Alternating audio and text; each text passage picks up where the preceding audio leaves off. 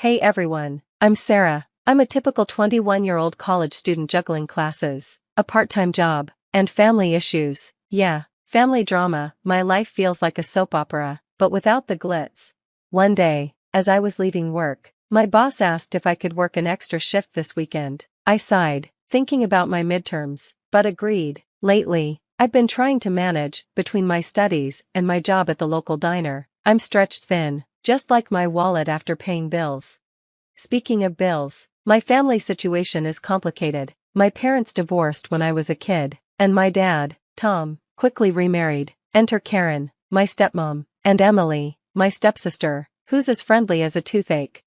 One evening, I reminded Dad about the electric bill due the next day. He forgot and asked me to cover it. Business has been slow for his construction company, so I've been helping out financially even though I'm struggling myself. I said I'd handle it and started calculating how many extra hours I'd need to work.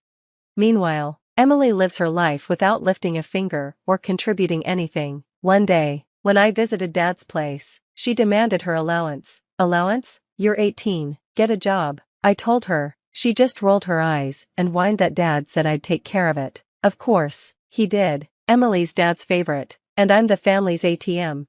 Despite all this, I've been working hard to keep my grades up. I didn't want my GPA to drop just because I'm financially supporting my family. I asked my professor for an extension on a paper, feeling guilty. Sarah, this is the third time this semester. Is everything okay? He asked. I forced a smile and said I'd have it by Friday.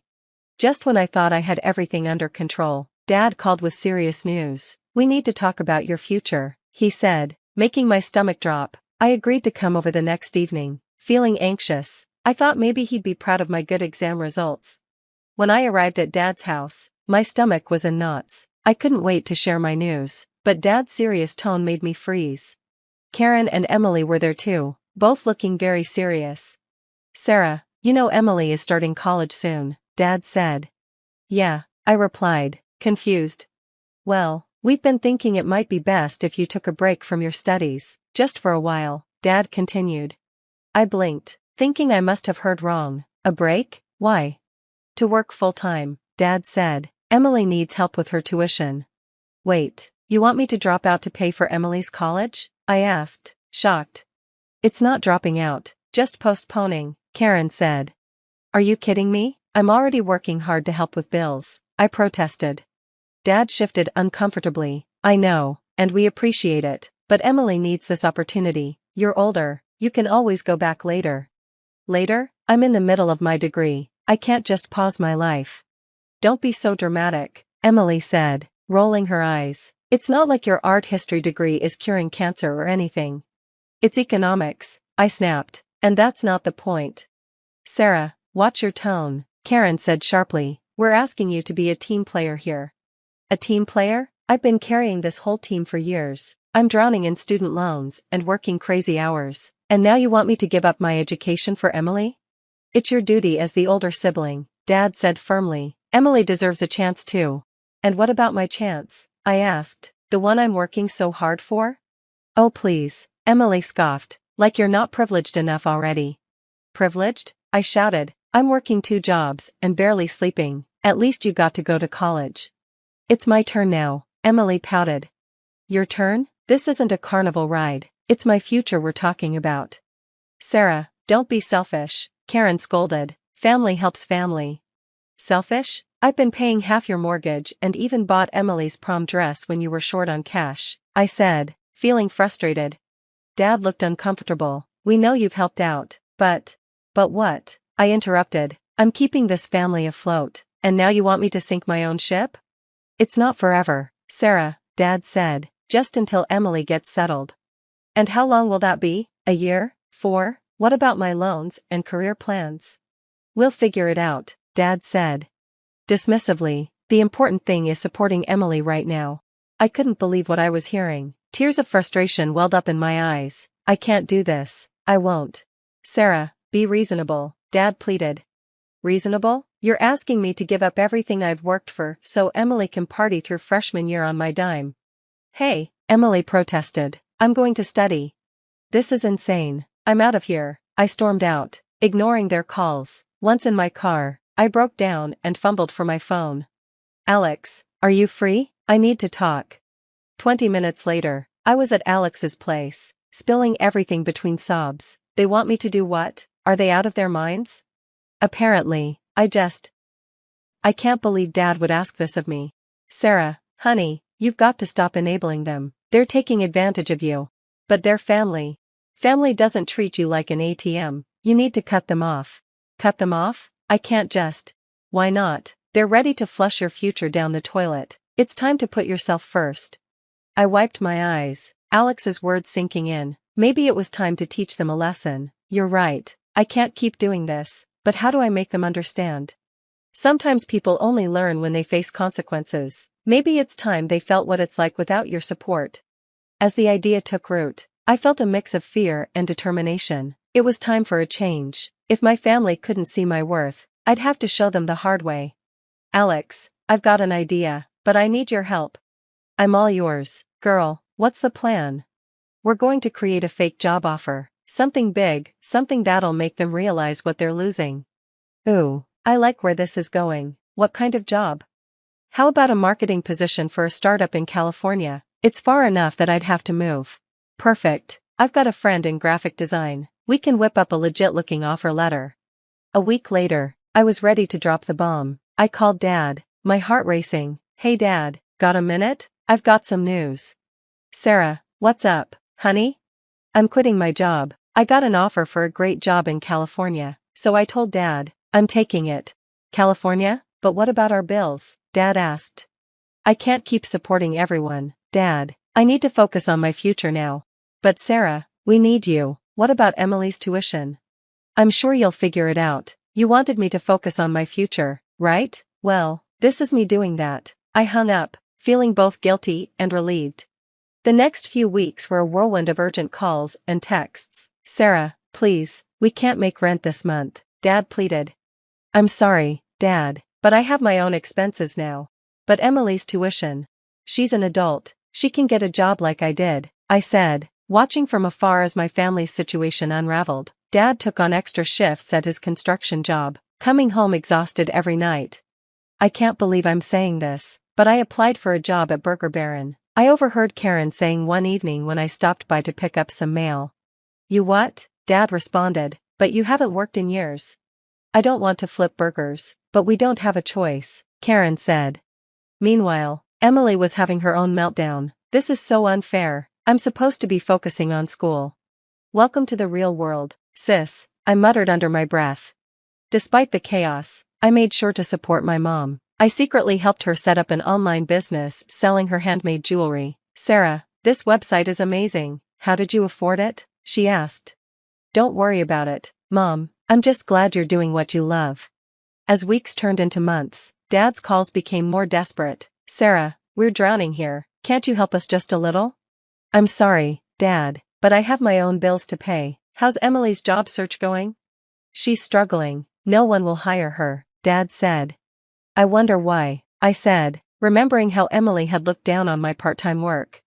Despite the guilt, I stuck to my decision. I focused on my studies, acing exams and impressing my professors. Sarah, your latest paper was outstanding, Professor Chin told me. Have you considered applying for our summer research program? That would be amazing, I said. As I left campus that day, I saw another missed call from Dad. I hesitated, then put my phone away. They needed to learn, and I needed to stand firm. But how long could I keep this up? And when it was all over, would there be anything left of my family to salvage? 3 months flew by, and I decided it was time to face the music. I pulled up to Dad's house, bracing myself. The lawn was overgrown, and the house looked like it had seen better days. I barely knocked before the door swung open. Dad's face showed relief and desperation. Sarah, thank God you're back, he said. We've been. Save it, Dad. I'm here to talk, not to bail you out. I stepped inside and saw a mess, dishes piled high, clothes everywhere. In the living room, Karen and Emily were in a heated argument. This is all your fault. If you'd just gotten a job like Sarah said, Karen yelled. My fault? You're the one who married a man who can't even pay his own bills, Emily shot back. Hey, that's enough, both of you, I said. They turned, shocked to see me. Emily recovered first, her face twisting into a sneer. Well, look who decided to grace us with her presence. How's the big city treating you, Miss High and Mighty? I couldn't help but laugh. Oh, Emily, I never left town. The room went silent. Dad looked like he'd seen a ghost. What do you mean you never left? I mean there was no job in California. I've been here the whole time, watching you all implode. Karen gasped. You lied to us. How could you? I shouted. How could you all do this? Talk about how you've treated me for years? I turned to Dad, my voice shaking. You always favored Emily. Everything I did was never enough. I paid your bills, kept this family afloat, and you had the audacity to ask me to give up my future for her? Dad stammered. I didn't realize.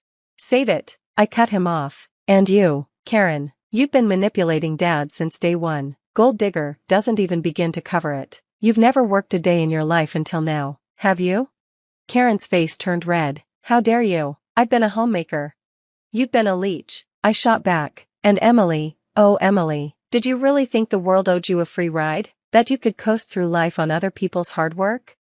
Emily scoffed, but I saw uncertainty in her eyes. News flash, sis, the world doesn't care about your entitlement. It's time to grow up.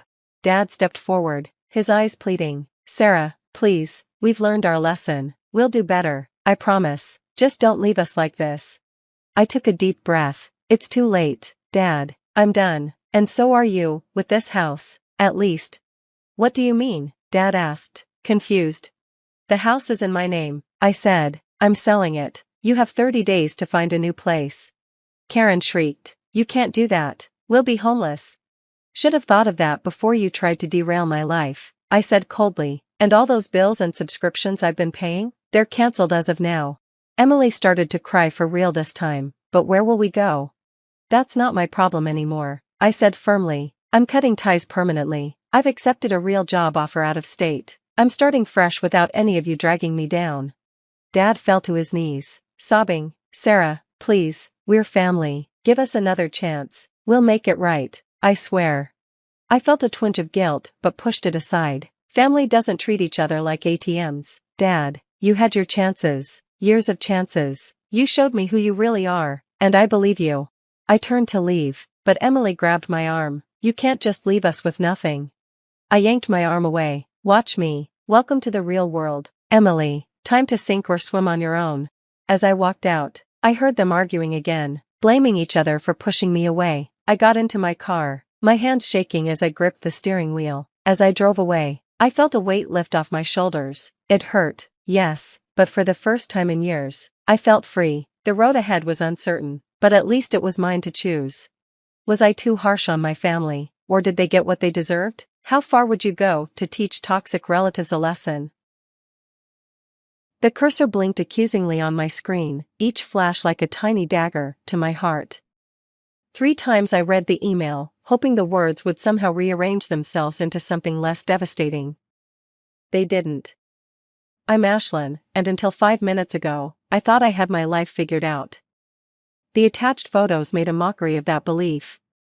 My husband Dylan, the man who'd kissed me goodbye this morning, was wrapped around a woman who definitely wasn't me. The timestamp showed last Tuesday, when he'd claimed to be at a business conference in Seattle. Mom? Are you okay? Sophie's voice pierced through my spiral. She stood in my home office doorway, her 13-year-old face scrunched with concern. I slammed my laptop shut. Just work stuff, honey. Everything's fine. You look like you're going to throw up. Thanks for that assessment. I forced a smile. Don't you have homework? Already done. Dad texted. He's working late again. Of course he was. My fingers curled into fists beneath my desk. Right. How about pizza for dinner?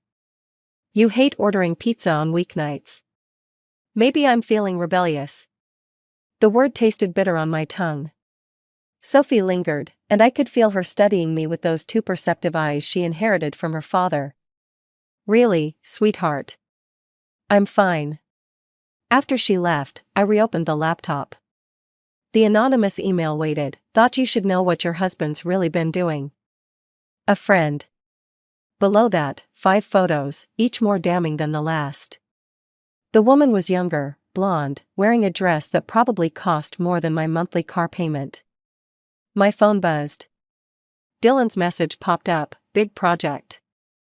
Don't wait up. Love you. I wanted to vomit. Instead, I opened our banking app. There it was, a charge from the Fairmont Olympic Hotel, carefully labeled as conference registration fee. My IT background kicked in. Within minutes, I had access to his email, calendar, credit card statements. The truth unfolded like a map of betrayal, each discovery a new pin in my heart. Ashlyn? My mother's voice came through my headset. I must have dialed her without realizing. What's wrong? Nothing. Everything. Just checking in. Don't lie to your mother. I can hear it in your voice. I swallowed hard. Mom, I need to handle something. But I might need your help with Sophie soon. Whatever you need, sweetheart. She paused. Is it Dylan? How did you? Mothers know these things. And I never trusted that smile of his. Too perfect. A laugh escaped me, sharp and hollow. I have to go. Sophie needs dinner. Call me tomorrow. Promise me. I promise. After hanging up, I stared at the evidence spread across my screen. 15 years of marriage, and I'd never once checked his accounts.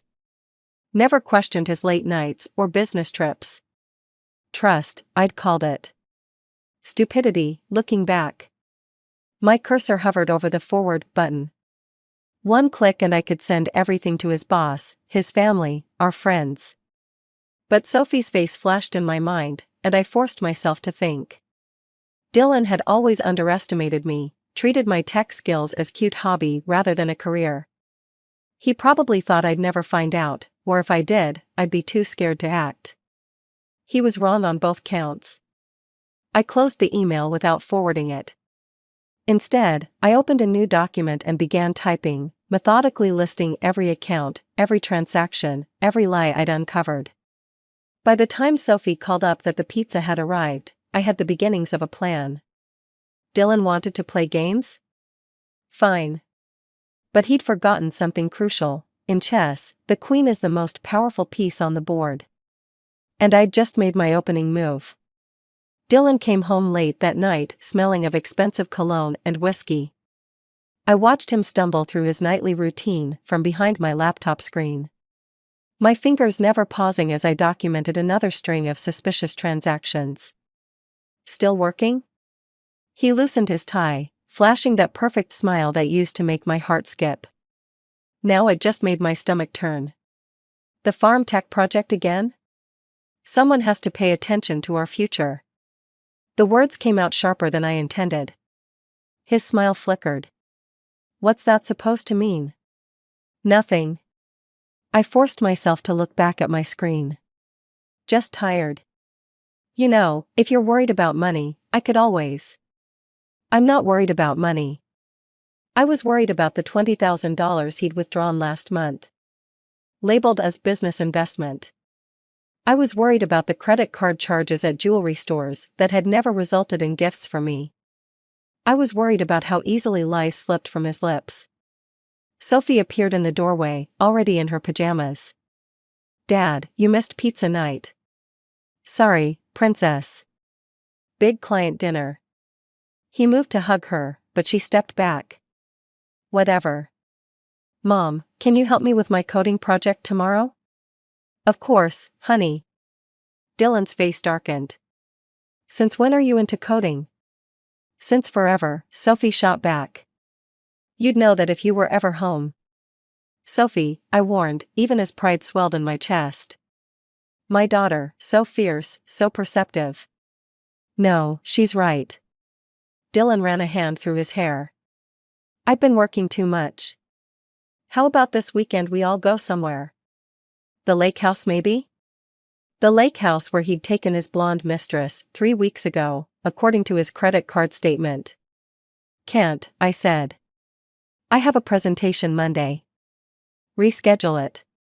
Like you reschedule your meetings? The words escaped before I could stop them. His eyes narrowed. What's going on with you lately? Nothing's going on with me. I closed my laptop with deliberate care. Sophie, bed. Now. After she left, Dylan moved closer, perching on the edge of my desk. Talk to me, Ash. You've been different all week. I looked up at him, studying the face I'd loved for 15 years. The slight crow's feet around his eyes, the dimple in his left cheek, the perfectly maintained stubble. I searched for any sign of guilt, any crack in his facade. There was nothing. Different how? I asked. Distant. Cold. He reached for my hand. I let him take it, fighting the urge to pull away. If something's bothering you, would you tell me? I interrupted. If something was bothering you? He blinked. Of course. Promise? I promise. He squeezed my hand. No secrets between us, right? I smiled, and for the first time in our marriage, I understood how easy it was to lie to someone you loved. Right. No secrets. Later, after he'd fallen asleep, I slipped down to Sophie's room. She was still awake, the blue light of her tablet illuminating her face. Mom? She sat up. Are you okay? I sat on the edge of her bed. Why wouldn't I be? Because. She hesitated, then turned her tablet toward me. On the screen was an email draft, addressed to an anonymous account. I found something. About Dad. My blood ran cold. What did you find? His passwords weren't even hard to crack. Her voice trembled. He's been. There's this woman. Stop. I pulled her into my arms, feeling her tears soak through my shirt. Listen to me. Whatever you found, whatever you were going to do, let me handle it. But. Promise me, Sophie. This isn't your burden to carry. She pulled back, wiping her eyes. What are you going to do? I thought about the evidence mounting on my laptop, about Dylan's easy lies over dinner. About the daughter who was too smart to be fooled by either of us. I'm going to protect us, I said. Both of us. But I need time to do it right. She nodded, her expression eerily similar to the one I'd seen in the mirror lately. I can help. I know you can. I kissed her forehead. But for now, just act normal. Can you do that? I learned from the best, she said, and I wasn't sure whether to be proud or heartbroken that my daughter had become such a good actor. The notification popped up on my screen at 3 a.m. Sophie had accessed Dylan's company email. Again. My daughter, the amateur hacker, was getting sloppy with her digital footprints. I reached for my phone to text her, then froze as another alert flashed. File transfer in progress. Multiple documents. Financial records. Damn it, Sophie, I muttered, throwing off my covers. But before I could reach her room, she burst into mine, tablet clutched to her chest. Mom, she whispered, face pale in the darkness. You need to see this. The spreadsheets told a story that made my blood run cold. Regular transfers from the company's agricultural development fund, my project's funding source, to offshore accounts. Falsified reports. Doctored numbers. All traced back to Dylan's executive access codes. He's stealing from your project, Sophie said. That's why he never wanted you to succeed with it. My hands shook as I scrolled through the documents. How did you even find these? He used the same password pattern for everything. Amateur stuff. She perched on my bed, watching me process the information. There's more. About Claire. I looked up sharply. What about her? She works for one of the competing firms. The ones bidding against your project. Sophie pulled up another email thread. But I don't think she knows about the money. Look at their messages, she thinks he's leaving you for her. That they're going to start fresh together. A hollow laugh escaped me. Fresh. With stolen money. What are you going to do? Before I could answer, headlights swept across my bedroom wall. Dylan's car, pulling into the driveway at 3:30 a.m. "Delete your traces," I hissed. "Now. Go to bed." Sophie's fingers flew across her tablet as she hurried out. I slipped back under the covers, heart pounding, mind racing through possibilities. Minutes later, Dylan stumbled in, reeking of perfume and scotch. "You're awake?" He squinted at me. "Couldn't sleep. Work stress." I watched him undress, this stranger wearing my husband's face. "The project deadline's coming up." He paused, one shoe in hand. "About that. The board's considering pulling funding. Budget cuts." "Really?" My voice stayed steady, even as rage burned through my veins. "That's not what the quarterly reports showed. Things change fast in business, Ash. You know that." He slid into bed, reaching for me. "Maybe it's for the best. You could focus on something else." I let him pull me close, fighting the urge to recoil. "Like what?" "I don't know. Something less demanding. More family-oriented." "Family-oriented? Like embezzlement and adultery?" I wanted to scream the words, to throw his lies back in his face. Instead, I said, "I'll think about it." The next morning, I waited until Dylan left for work before calling the number I'd found in his emails. "Hello?" A woman's voice, younger than I expected. "Claire Mitchell?" "Yes." "Who's this?" "Someone who thinks you should know the truth about Dylan Parker." My voice remained calm, professional. "And about the money he's been stealing from Morton Agricultural Technologies." Silence stretched across the line. "Then, I don't know what you're talking about. Check your email in 5 minutes. And Claire? I'd think carefully about your next move. Your firm wouldn't want to be implicated in corporate espionage." I hung up and sent the files, carefully edited to protect Sophie's involvement. Then I called my mother. "I need you to take Sophie for a few days," I said when she answered. "It's happening, then?" "Yes."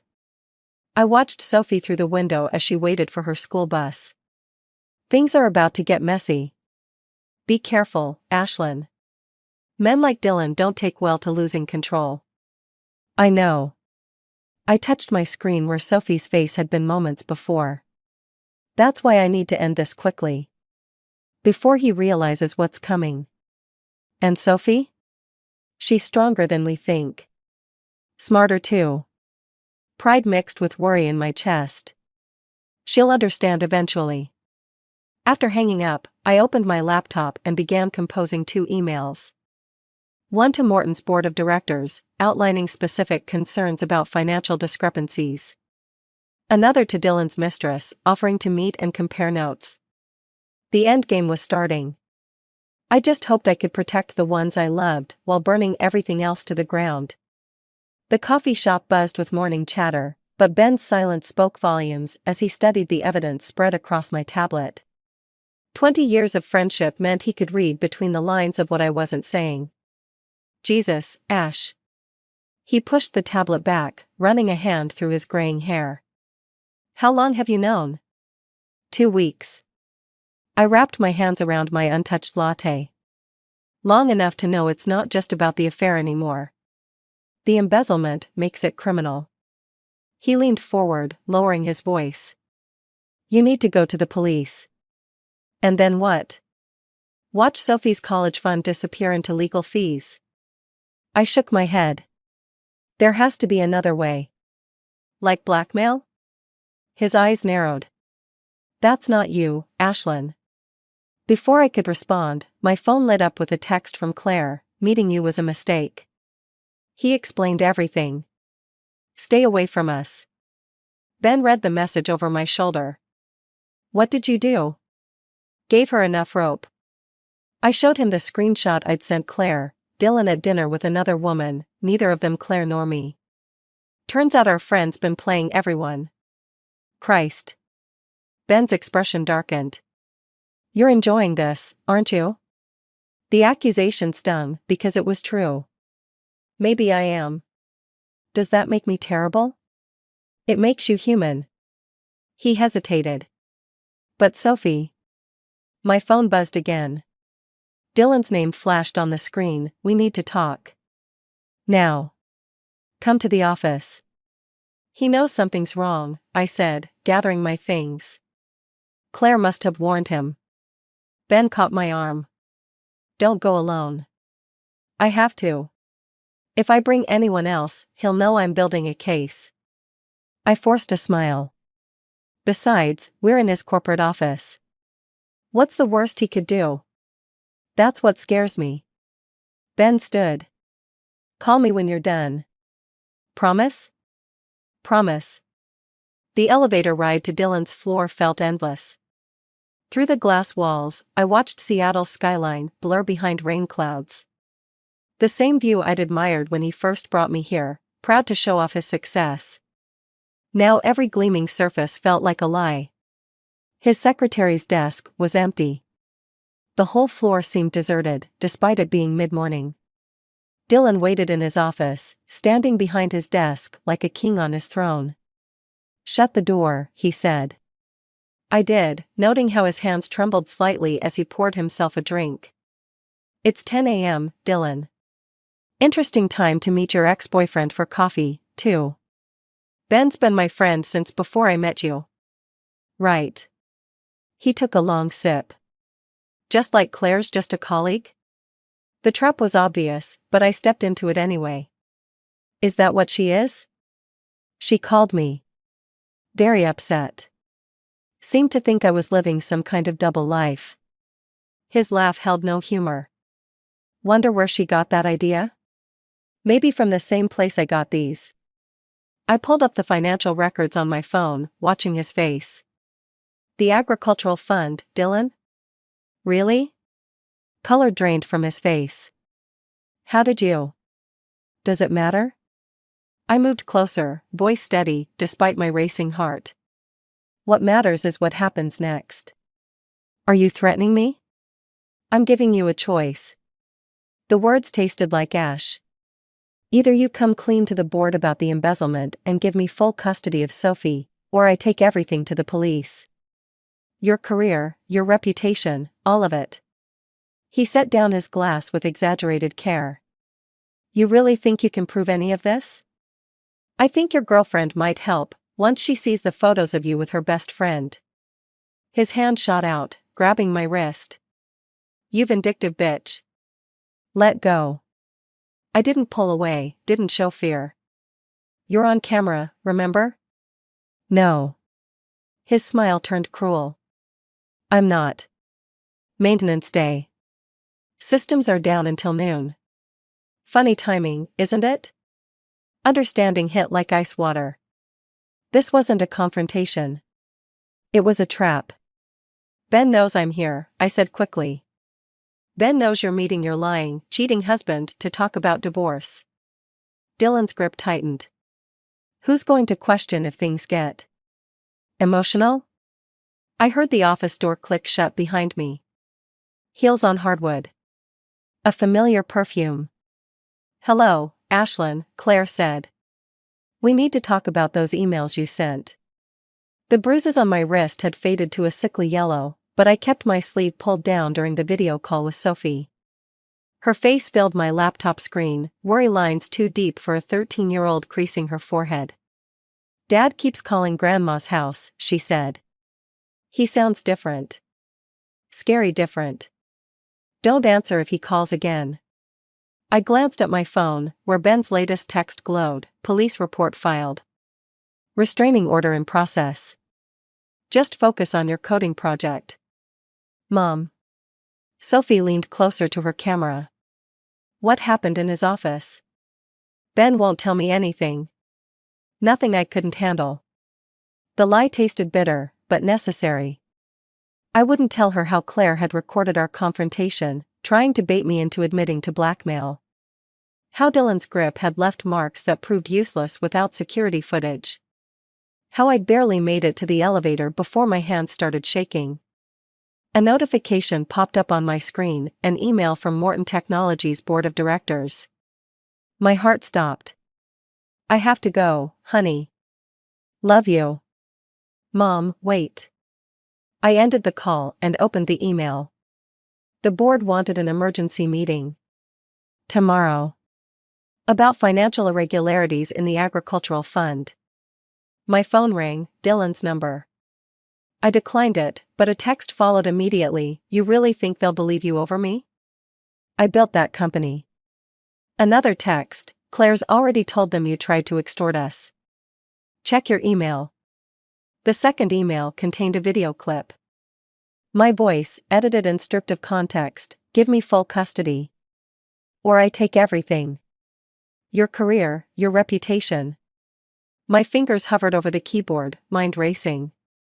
Dylan thought he had me cornered, but he'd forgotten something crucial. Something about Sophie's coding project. I dialed Ben. Tell me you didn't do anything stupid, he answered. Define stupid. I pulled up the command prompt on my laptop. Remember that backdoor Sophie found in the company's security system? Ashlyn, no. They're going to bury the embezzlement evidence. Frame me for extortion. Then we fight it legally. You can't. They have Sophie's college fund. Our savings. Everything. My fingers flew across the keyboard. I'm not letting him take anything else from us. At least wait until. A third email arrived, from Claire's personal account. The subject line made my blood run cold. Sophie's father? Attached was a DNA test from 13 years ago. One Dylan had apparently kept all this time. I have to go, I told Ben, and hung up despite his protests. The test results blurred through my tears. All those years of Dylan's subtle comments about Sophie's intelligence, her tech skills, her personality, so different from his. I'd defended our daughter, never suspecting he'd known all along she wasn't his. My phone buzzed again. Dylan, let's talk about Sophie's real father. Better yet, let's tell her. The rage that filled me was cold, clarifying. I opened Sophie's project folder, the one she'd been using to practice her coding. Inside was a program she'd written, designed to track and document system vulnerabilities. A program that had been running, undetected, on Dylan's company laptop for weeks. I typed out my response, check your email. Then I executed Sophie's program, watching as it compiled weeks of data, every fraudulent transaction, every altered record, every deleted security log. The program hadn't just tracked Dylan's crimes, it had recorded them in real time, creating an unalterable blockchain of evidence. My daughter. My brilliant, protective daughter.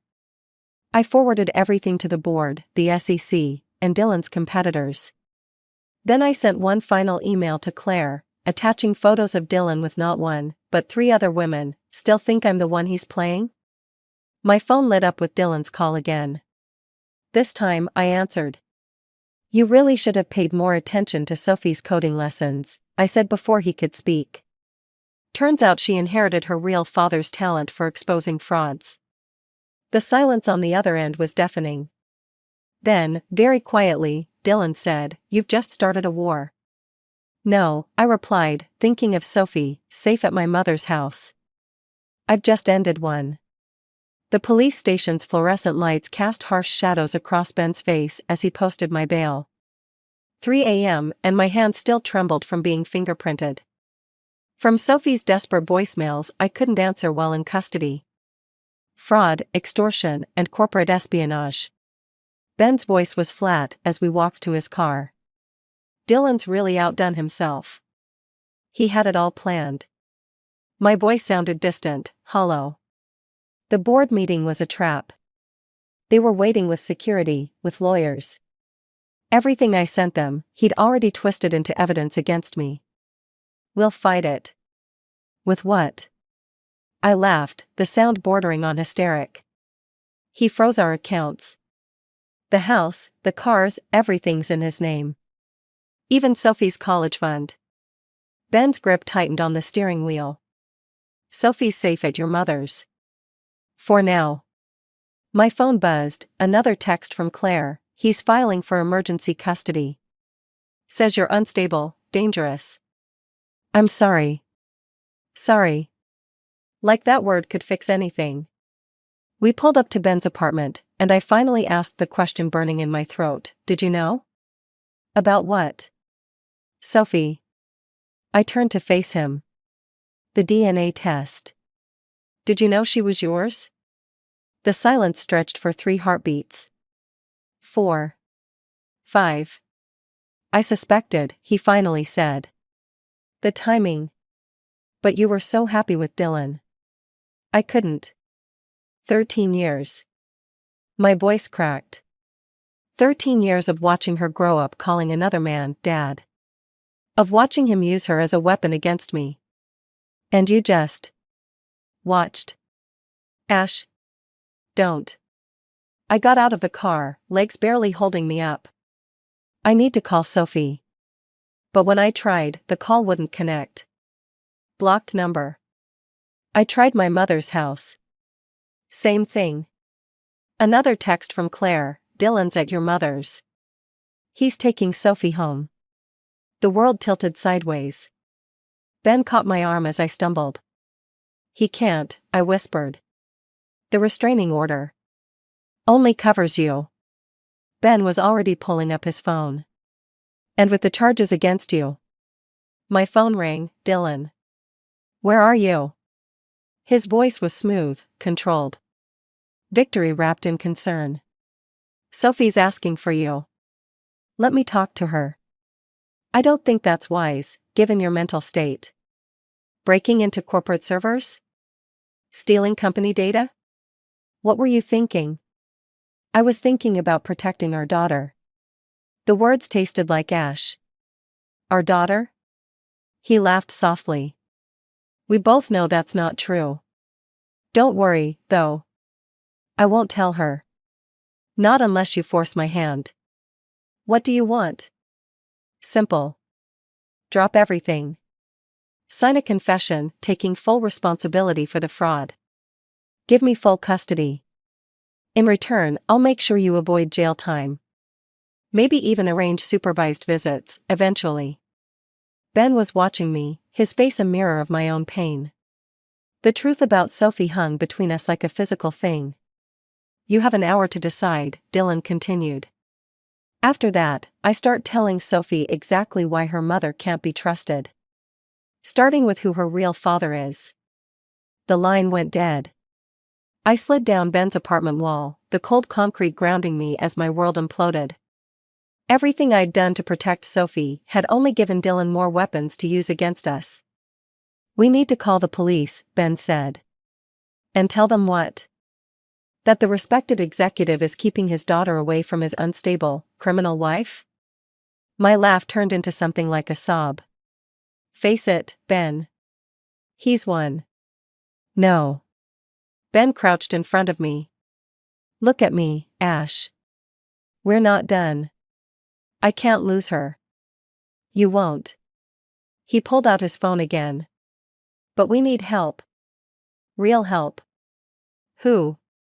"Claire Mitchell," he said, showing me a new text. "She wants to meet.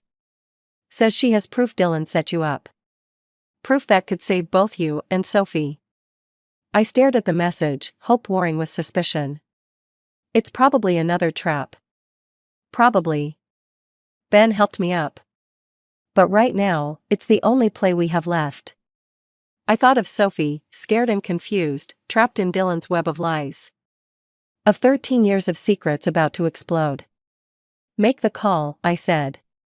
Claire chose the same coffee shop where this had all started.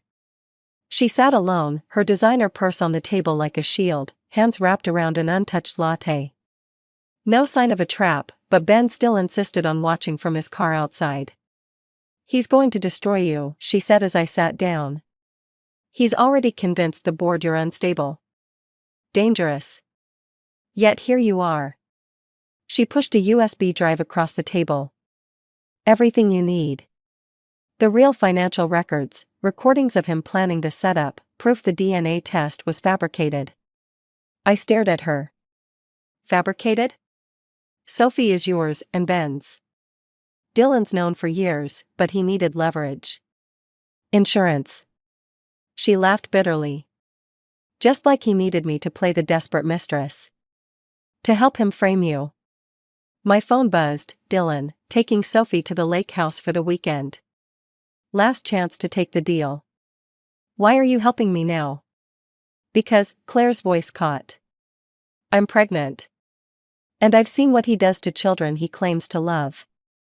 The coffee shop door chimed. Dylan walked in, Sophie trailing behind him. My heart stopped. Well, Dylan said, sliding into the seat beside Claire. This is cozy. Sophie's eyes were red-rimmed, her shoulders hunched. When she saw me, she started forward, but Dylan's hand shot out, gripping her arm. Dad, she whispered. You're hurting me. Sophie, I kept my voice steady, go wait with Uncle Ben in the car. She's not going anywhere. Dylan's smile was razor-sharp. Claire, the drive? Claire's hand trembled as she reached for the USB, but I was faster. I snatched it and stood, putting distance between us. It's over, Dylan. The real records, the recordings, everything's here. You mean these recordings? He pulled out his phone, played a clip of Claire and me discussing blackmail. Expertly edited from our previous conversations.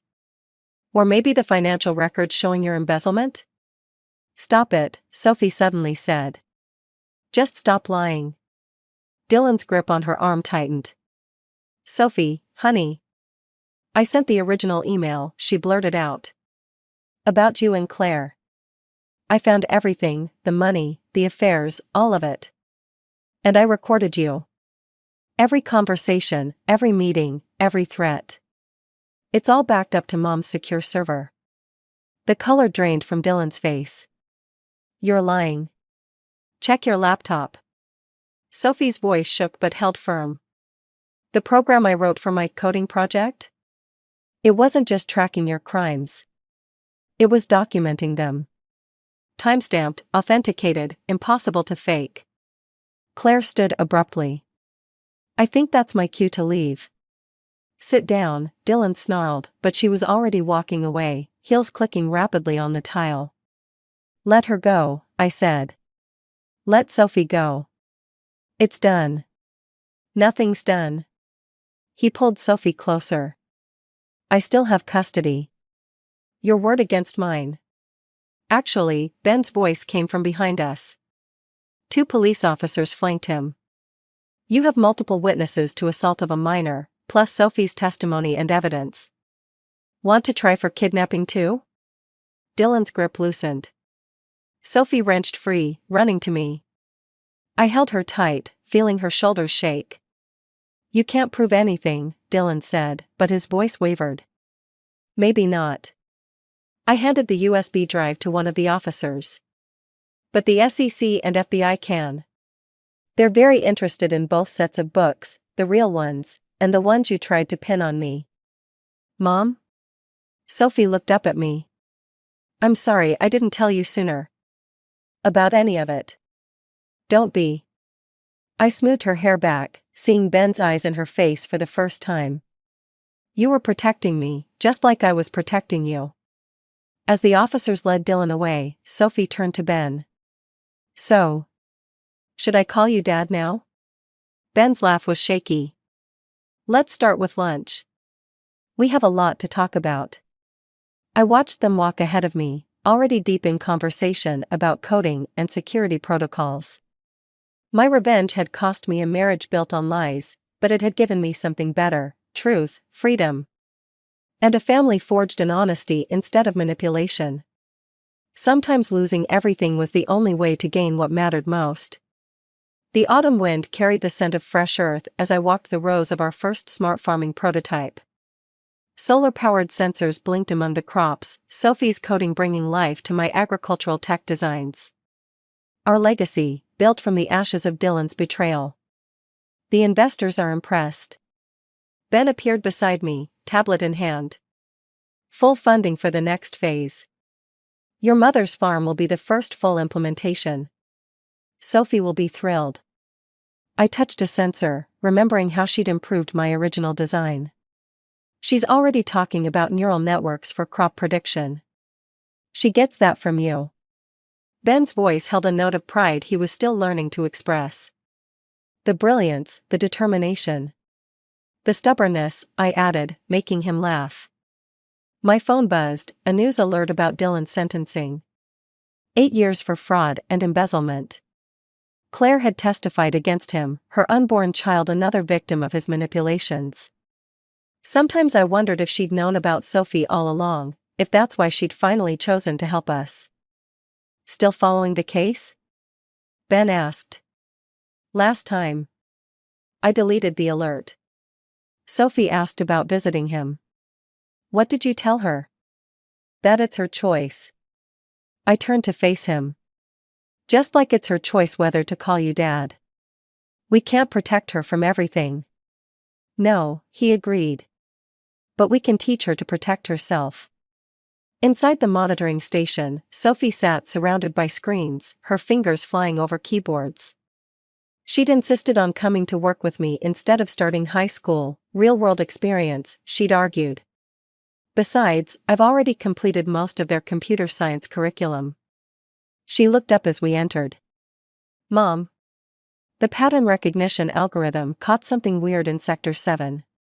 Show me. As she pulled up the data, I studied her face, so like Ben's when she was focused, but with my drive, my need to understand everything. She'd used those same traits to expose Dylan's crimes, to protect me when I thought I was protecting her. See? She pointed to an anomaly in the soil composition readings. If we adjust the irrigation here. Sophie, I interrupted gently. There's something we need to discuss. She stiffened. Is this about the letter? From Dylan? Ben and I exchanged looks. You knew? I monitor all our communications. She shrugged, but her voice wavered. Security protocols, remember? Honey. He wants to apologize. She turned back to her screens. Says he's changed. Wants to make amends. What do you want? I asked. I want. She took a deep breath. I want to show him this. What we built without him. How strong we are without him. Pride and pain mingled in my chest. My daughter, turning revenge into redemption, betrayal into growth. Speaking of building things, Ben said, breaking the tension. Your mom's funding came through. Want to help design the neural network? Sophie's eyes lit up. Really? Can we start now? After lunch, I said firmly. Family tradition, remember? As they gathered their things, still debating algorithm specifics, I looked out over our test field. The sensors blinked like stars fallen to earth, each one representing a choice, a consequence, a step toward healing. Dylan had tried to bury us, never realizing we were seeds. Now we'd grown into something stronger, something true. A family built on choice rather than obligation, on understanding rather than control. Mom? Sophie called from the doorway. You coming? Right behind you. I touched the sensor one last time, feeling its steady pulse beneath my fingers. Like a heartbeat, like hope, like the future we'd coded line by line, choice by choice, truth by truth. Some would call it revenge, this rising from the ashes of Dylan's destruction. But standing here, watching Ben and Sophie head toward the car, their heads bent together over some new idea, I knew better. This wasn't revenge. This was restoration. And we were just beginning. I never thought my marriage would unravel because of a piece of paper, but that's exactly how it started. My name is Harper, and until last Tuesday I believed I had the kind of life people dream about: a loving husband, a charming townhouse in Boston's Back Bay, and a future full of promise. Amazing how quickly perfect can turn to poison. I was sorting through the mail that afternoon the way I always did when an ivory envelope caught my eye. Paper was expensive, the kind that feels like silk between your fingers. It was addressed to my husband, Ethan, but what made me pause was the handwriting, delicate cursive that looked more like artwork than letters. No return address. Anything interesting? Ethan called from his home office upstairs. The sound of his voice made me jump, and I nearly dropped the envelope. Just bills and junk, I answered, hating how my voice wavered. In our 3 years of marriage, I'd never once opened his mail. But something about that envelope made my stomach twist. I heard his footsteps on the stairs and quickly shuffled the envelope to the bottom of the pile. Ethan appeared in the doorway, looking exactly like the successful businessman he was. Perfectly pressed shirt, designer watch, that confident smile that had first drawn me to him at a mutual friend's gallery opening. "You okay?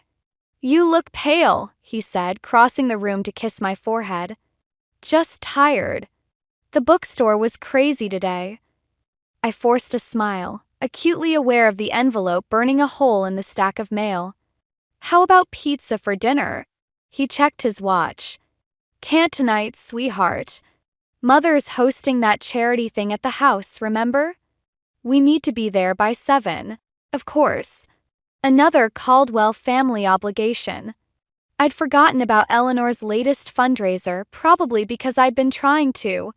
My mother-in-law had a way of making me feel like a charity case herself, even after 3 years. "Right," I said. "Let me just change in." "Actually, why don't you skip this one?" Ethan interrupted, loosening his tie. "You've been working so hard lately. Take the evening off, relax." Something in his tone made me look up sharply. He'd never suggested I skip a family event before. In fact, Eleanor would usually call personally to ensure my attendance. "Are you sure? Won't your mother mind?" "I'll handle mother." He smiled, but it didn't quite reach his eyes. "It's just boring donor stuff anyway. You'd be miserable." I watched him head upstairs to change, that ivory envelope suddenly feeling like a lead weight in my hands. When I heard the shower start, I did something I never thought I would do. I opened it. Inside was a single card, the same creamy color as the envelope. The message was simple: same time, same place. Don't keep me waiting again. My hand shook as I read it twice more. The implications were clear, but my brain refused to process them. This had to be a mistake, a mix-up, anything but what it seemed. I heard the shower stop and quickly resealed the envelope as best I could, slipping it back into the pile. When Ethan came down 20 minutes later in his best suit, I was sitting on the couch pretending to read. "Sure you don't mind?" he asked, grabbing his keys. "Go," I said, amazed at how steady my voice sounded. "Have fun." He kissed me goodbye, and I watched through the window as he pulled away in his Mercedes. As soon as his taillights disappeared around the corner, I grabbed my phone and pulled up my best friend Lily's number. My finger hovered over the call button. The thing about perfect lives is that they're like beautiful houses. Sometimes the prettiest facades hide the worst damage. I had a choice to make. I could pretend I never saw that note and keep living in my perfect house of cards, or I could start looking for cracks in the foundation. I pressed call. Lily's words from our late-night phone call still echoed in my head as I watched Ethan getting ready for work the next morning. "Trust your gut, Harper. When have your instincts ever been wrong?" Problem was, my gut was telling me things I didn't want to hear. "You're up early," Ethan commented, adjusting his tie in the hallway mirror. There was a slight edge to his voice, probably because I'd barely spoken 2 words to him since he'd returned from Eleanor's charity event last night. Couldn't sleep. I sipped my coffee, studying him over the rim of my mug. "How was the fundraiser?" "Same as always." Mother cornered every wealthy widow in Boston. He checked his phone, frowning. "Speaking of Mother, she wants us over for dinner tonight." My stomach clenched. "Tonight? But it's Wednesday. We never do family dinner on Wednesdays." "She's insisting. Says she has something important to discuss." He wouldn't meet my eyes, still staring at his phone. "I told her we'd be there at 7. You didn't think to check with me first?" He finally looked up, irritation flashing across his face. "Since when do you have other plans on Wednesday nights?" "That's not the point, Ethan." I set my mug down harder than necessary. "You've been making all these decisions lately without even asking me. The charity event last night, now this dinner. What's really bothering you, Harper?" He stepped closer, his cologne different from his usual, making me feel slightly nauseated. Because this doesn't feel like it's about dinner with Mother. Before I could respond, his phone buzzed. He glanced at it, and something in his expression shifted. I have to go. Early meeting. With whom? The words slipped out before I could stop them. He paused at the door, jaw tightening. Clients, Harper. That's what businessmen do. They meet with clients. After he left, I sat at our kitchen island, staring at nothing. 3 years ago, I'd fallen in love with Ethan's confidence, his easy charm. Now those same qualities felt like walls keeping me out. My phone lit up with a text from Eleanor. Darling, looking forward to dinner tonight? Wear something appropriate. I could practically hear her voice, dripping with polite disdain. In Eleanor's world, appropriate meant designer labels and family heirlooms, not the vintage dresses I loved from my bookstore salary days. I was about to reply when another text came through, this one from Ethan's Aunt Vivian. Coffee at Lardison in an hour? Need your book recommendations. Winky face. Vivian had always been different from the rest of the Caldwells.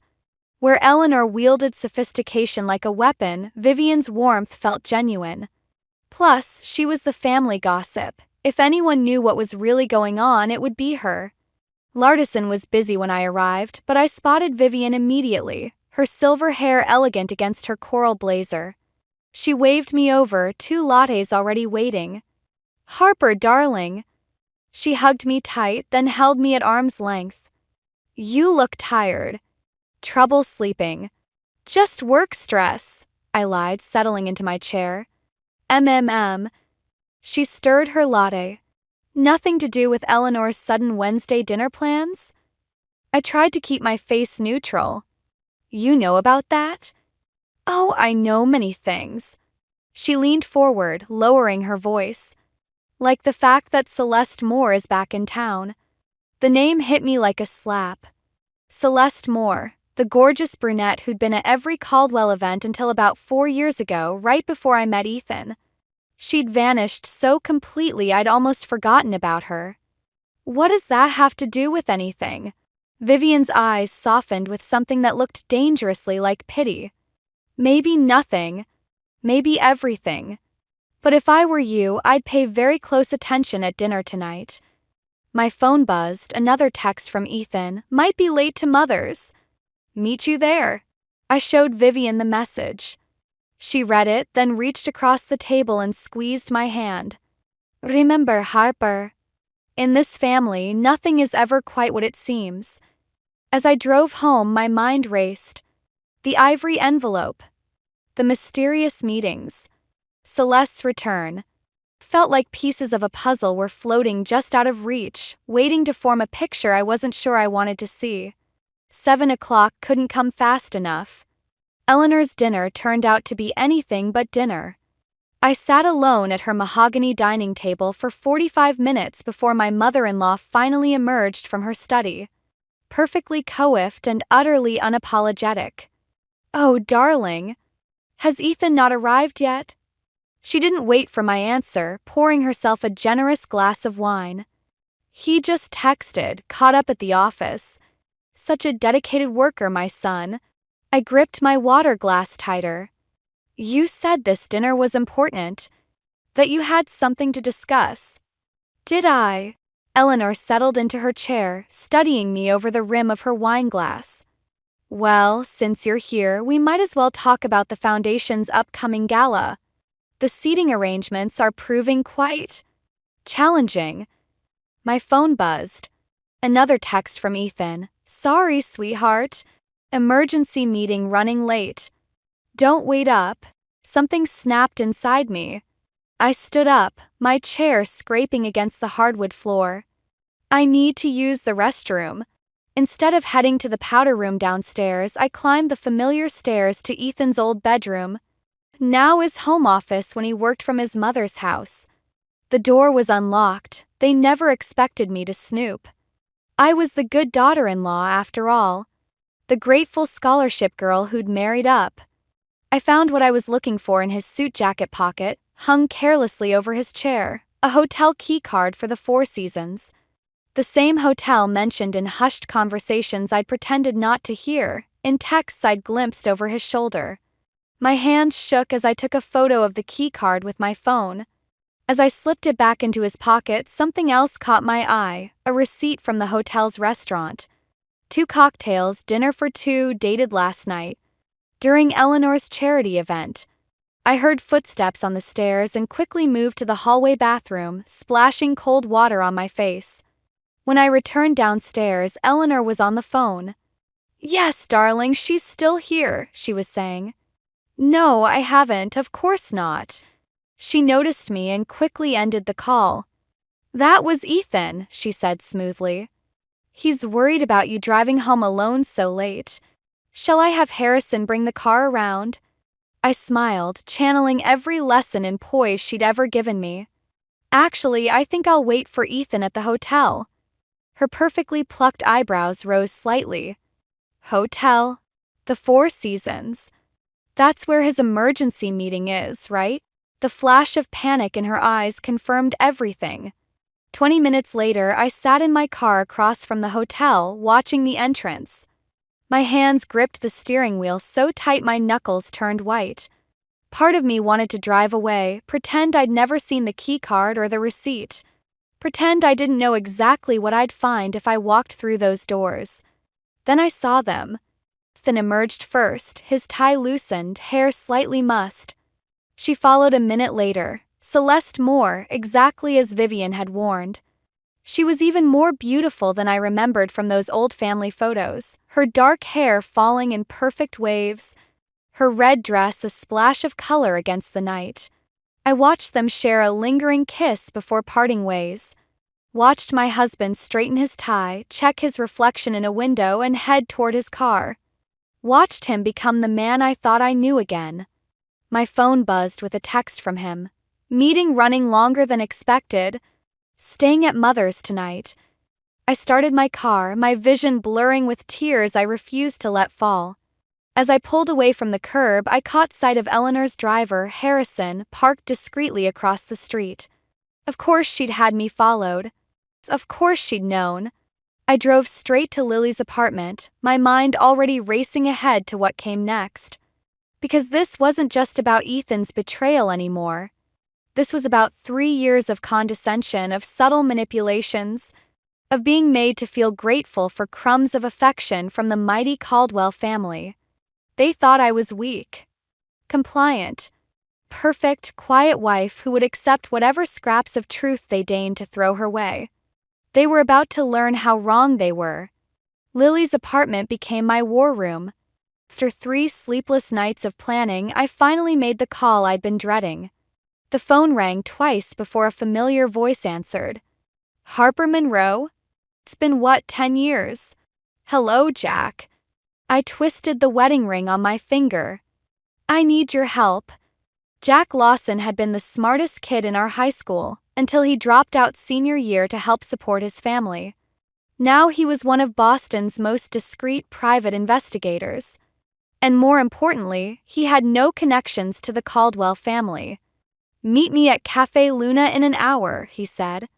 "And Harper? Bring cash." Cafe was nearly empty when I arrived. Jack hadn't changed much, still had that sharp look in his eyes that made you feel like he could see right through you. He listened without interrupting as I laid out everything. The letter, the hotel, Celeste. "You sure you want to pull this thread?" he asked when I finished. "Rich families like the Caldwells, they've got ways of making problems disappear." "I'm already disappearing," I said.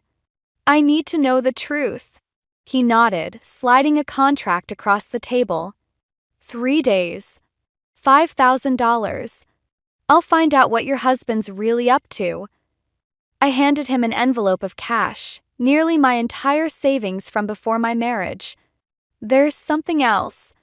I need you to look into Celeste Moore's history with the family.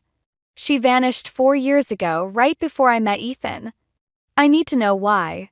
"Careful," Jack warned. "Sometimes the truth's worse than not knowing." I was about to respond when my phone buzzed. "Ethan, where are you?" Mother's trying to reach you about the charity board meeting. I texted back that I was at work, the lie coming easily now. When I looked up, Jack was studying me. You're still living with him? If I leave now, I'll never know what really happened. I stood up. 3 days, Jack. That evening, I played my part perfectly. I sat through dinner with Ethan, nodding at his stories about work. I didn't flinch when he kissed my cheek, even though his cologne still carried traces of her perfume. But at midnight, my phone lit up with a text from Jack. Found something. Meeting tomorrow, same place, 8 a.m. Bring your laptop. Joy. When I arrived at the cafe the next morning, Jack was already there, looking grim. Before I show you this, he said, you need to understand something. This goes deeper than just an affair. He pulled out his tablet, showing me financial records, emails, photos. My hands shook as I scrolled through them. Celeste Moore didn't just disappear 4 years ago, Jack explained. She was paid to disappear. $2 million transferred from a Caldwell family trust. The same trust that's been bleeding money ever since. I don't understand. Look at the dates. He pointed to a series of transactions. The payments started again 3 months ago, right around the time she came back. My stomach lurched as the pieces started falling into place. She's blackmailing them. And your husband's been embezzling from his own family's foundation to pay her off. Jack leaned back. Question is, what does she know that's worth destroying a marriage over? Before I could answer, my phone buzzed again. A text from Vivian. Need to see you. Urgent. Come to my house now. I showed Jack the message. He frowned. Be careful. The aunt might seem friendly, but she's still a Caldwell. I gathered my things, my mind racing. Send everything to my secure email. And Jack? Keep digging into what happened 4 years ago. Whatever Celeste is holding over them, that's when it started.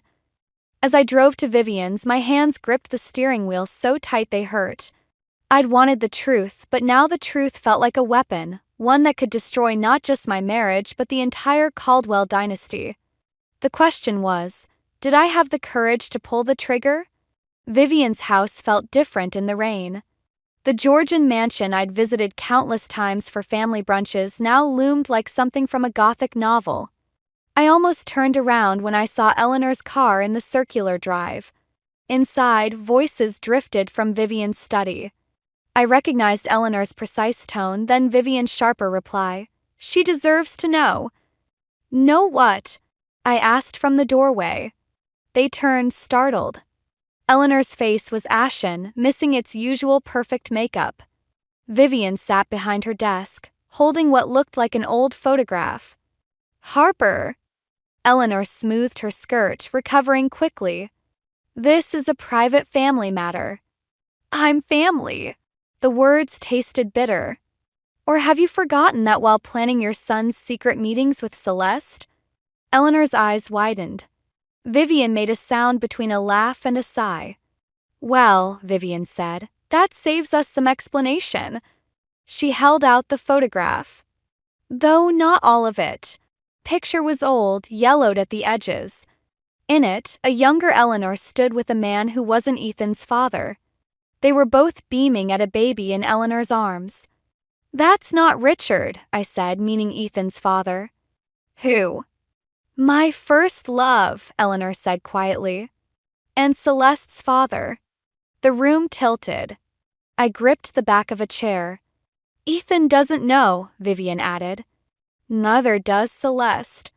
Their father died before either was born. My voice failed. Ethan and Celeste are half-siblings. Eleanor's voice cracked. I gave her up for adoption. It was what everyone expected back then. Unmarried mother, prominent family. My phone buzzed, another text from Jack. Found adoption records. Call immediately. Does Ethan know? I asked, already knowing the answer. About the money? The blackmail. Eleanor's face hardened. Blackmail? What are you talking about? I pulled up the financial records on my phone, hands shaking as I showed them. $2 million 4 years ago. More payments starting 3 months ago. Your son has been embezzling from the foundation to pay her off. Vivian stood so quickly her chair toppled. That's impossible. I handle all the foundation's accounts. Not the private trust, I said. The one Richard set up for Ethan before he died. Eleanor sank into a chair, her aristocratic posture crumbling. Oh God. She must have found out somehow. The adoption records. But Ethan's payments started recently, I pressed. Why would he? My phone buzzed again. This time it was Ethan. Where are you? We need to talk. I found something in your email. I shot through my veins. I'd left my laptop open at home, logged into the email where Jack had sent everything. I have to go. I turned, but Vivian caught my arm. Harper, wait. There's more you need to know about Celeste. About what really happened 4 years ago. Let her go, Eleanor said, her voice hollow. She's already decided what kind of story this is. Haven't you, dear? The wealthy family's dark secret. The faithless husband. De perfectihevengi. I pulled away from Vivian's grip. You're wrong. This stopped being about revenge the moment I saw that photograph. Now it's about survival. Rain pounded against the windows as I drove home, my mind racing. Siblings. The word echoed like a curse. Did they know? Was that why Ethan had been paying her? Or was there something even darker hidden in the Caldwell family's perfect facade? My phone kept buzzing. Ethan. Jack. Vivian. I ignored them all. Because now I understood what I had to do. This wasn't just about exposing the truth anymore. It was about protecting Ethan, from Celeste, from his mother's lies, and maybe even from himself. But first, I had to get home before he finished reading those emails. The lights were on in our townhouse when I pulled up. Through the window, I could see Ethan pacing in his study, phone pressed to his ear. I took a deep breath and reached for the door handle. Time to find out what kind of story this really was. The front door felt heavier than usual as I pushed it open. Ethan stood in his study doorway, my laptop open on his desk behind him. His face held an expression I'd never seen before, something between rage and fear. Were you ever going to tell me? His voice was deadly quiet. About Celeste? I stepped inside, keeping my distance. Were you? He laughed, a harsh sound that made me flinch. About hiring a private investigator. About digging through my family's history. About, he stopped, running a hand through his hair. Do you have any idea what you've done? I know everything, Ethan. About the payments, about Eleanor, about... Stop. He crossed the room in 3 strides, grabbing my arm. You need to listen very carefully. Celeste is dangerous. The money wasn't for what you think. Let go of me. I twisted free, backing toward the door. She's your sister, Ethan. Your half-sister. All the color drained from his face. What? My phone buzzed, Jack again. I ignored it. Eleanor told me everything. The adoption, the cover-up. No. Ethan shook his head. No, that's not. Celeste isn't my sister. She's Richard's daughter. The world tilted sideways. What? From his first marriage. The one nobody talks about. His laugh was bitter now. Mother didn't give her up, his first wife did. When she found out he was leaving her for Mother. My phone kept buzzing. Finally, I answered. Jack, not now. Harper, get out of there. Jack's voice was urgent. Celeste just left Eleanor's house. She had a gun. The front door burst open before I could respond. Celeste stood there, mascara running down her cheeks, looking nothing like the polished woman from the hotel. You couldn't leave it alone, could you? She wasn't looking at me, but at Ethan. Had to play the noble brother, protecting everyone's secrets. Celeste, don't, Ethan started. Shut up. She pulled the gun from her purse. Tell her.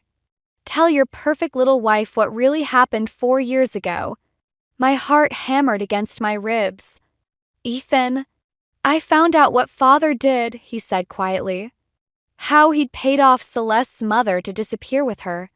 How he'd erased all trace of his first family to marry mother. I tried to make it right. By paying me off. Celeste's hand shook. By making me disappear just like he did? By protecting you, Ethan shouted. Richard was still alive then. If he'd known you'd discovered the truth. Det truth? She laughed wildly. The truth is, you're just like him. Throwing money at problems until they go away. Well, I won't go away this time. Everything happened at once. Celeste raised the gun. Ethan lunged forward. I screamed. The shot was deafening in the enclosed space. Ethan stumbled, clutching his shoulder. Blood seeped between his fingers. Celeste stared at the gun like she'd never seen it before. Oh God, she whispered. Oh God, die dient man. Sirens wailed in the distance. Someone must have heard the shot. Celeste turned and ran, leaving the gun on the floor. I knelt beside Ethan, pressing my hands against his wound. Stay still. Help is coming. Harper. His voice was weak. I'm sorry. I thought I could fix everything without anyone getting hurt. Like father, like son, I said bitterly. He caught my wrist with his good hand. The money. It wasn't just payments. I was helping her build a new life away from all this. I couldn't tell anyone, not even you. If mother had found out about Richard's first marriage while he was alive. The sirens grew closer. Through the window, I saw Eleanor's car screech to a halt outside. In the chaos that followed, paramedics, police, Eleanor's hysteria, I felt strangely calm. 'Cause I finally understood.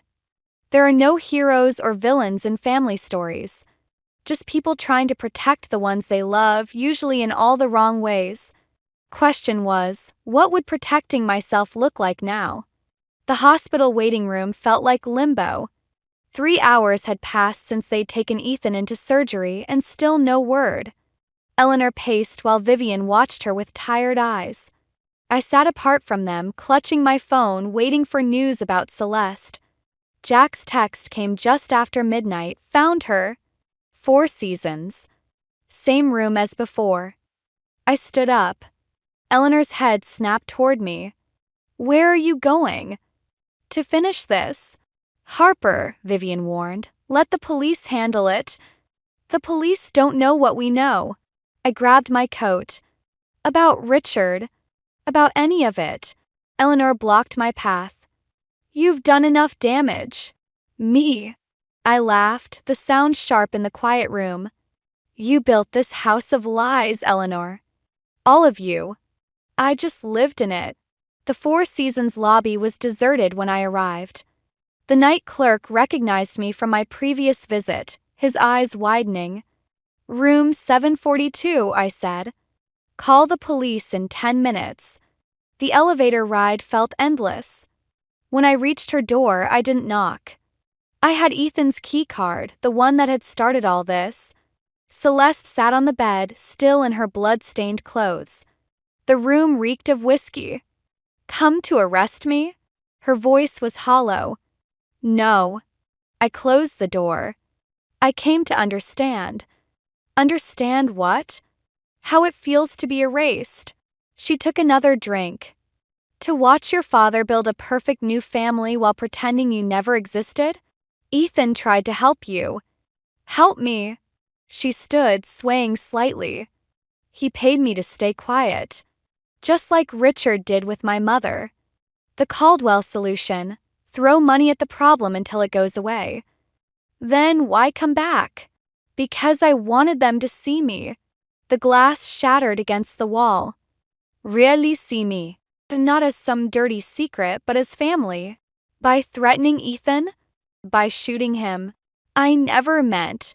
She sank back onto the bed. I just wanted to belong somewhere. Footsteps in the hallway. Vivian's voice. Harper? Are you in there? I opened the door. Vivian entered, followed by Eleanor.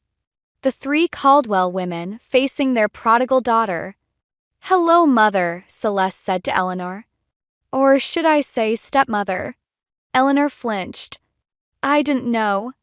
About you, about Richard's first marriage. Not until after he died. But Ethan knew, Vivian added quietly. He found the papers in Richard's study. Started tracking you down.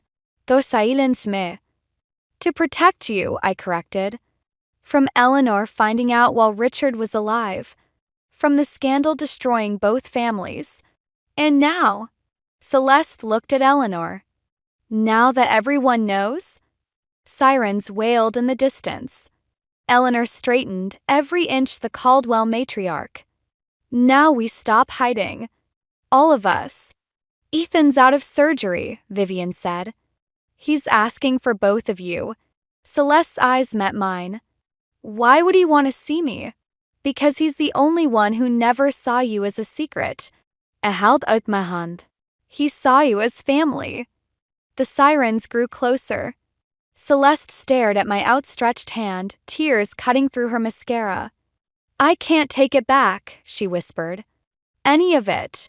No, Eleanor said, her voice softer than I'd ever heard it. But we can go forward. Together.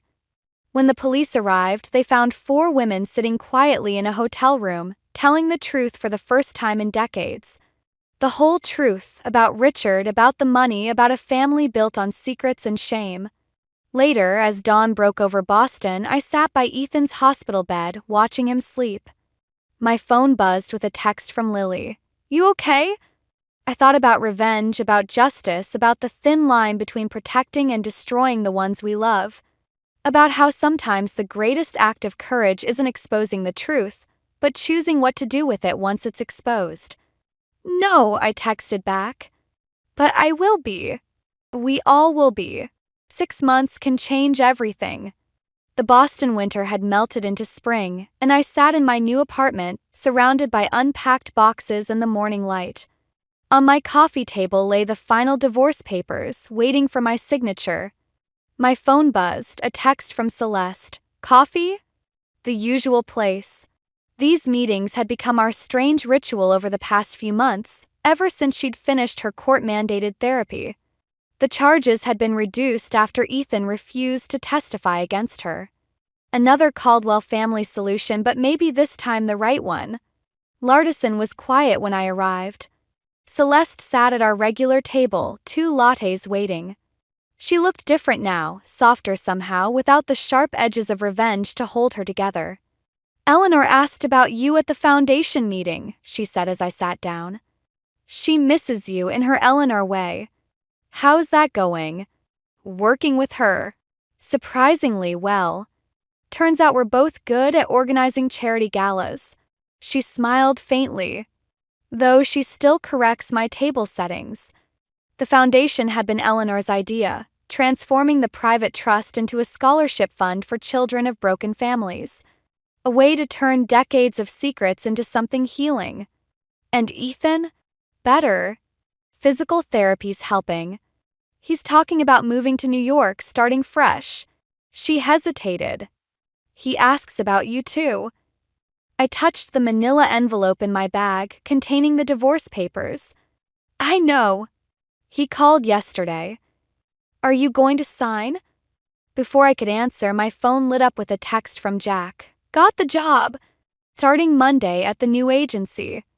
Thanks for the reference. Life's funny, I said, showing Celeste the message. A year ago, I hired Jack to expose your family's secrets. Now he's working for your security firm. Our family, she corrected gently. Whether you sign those papers or not. The bell above the door chimed. Vivian walked in, spotting us immediately.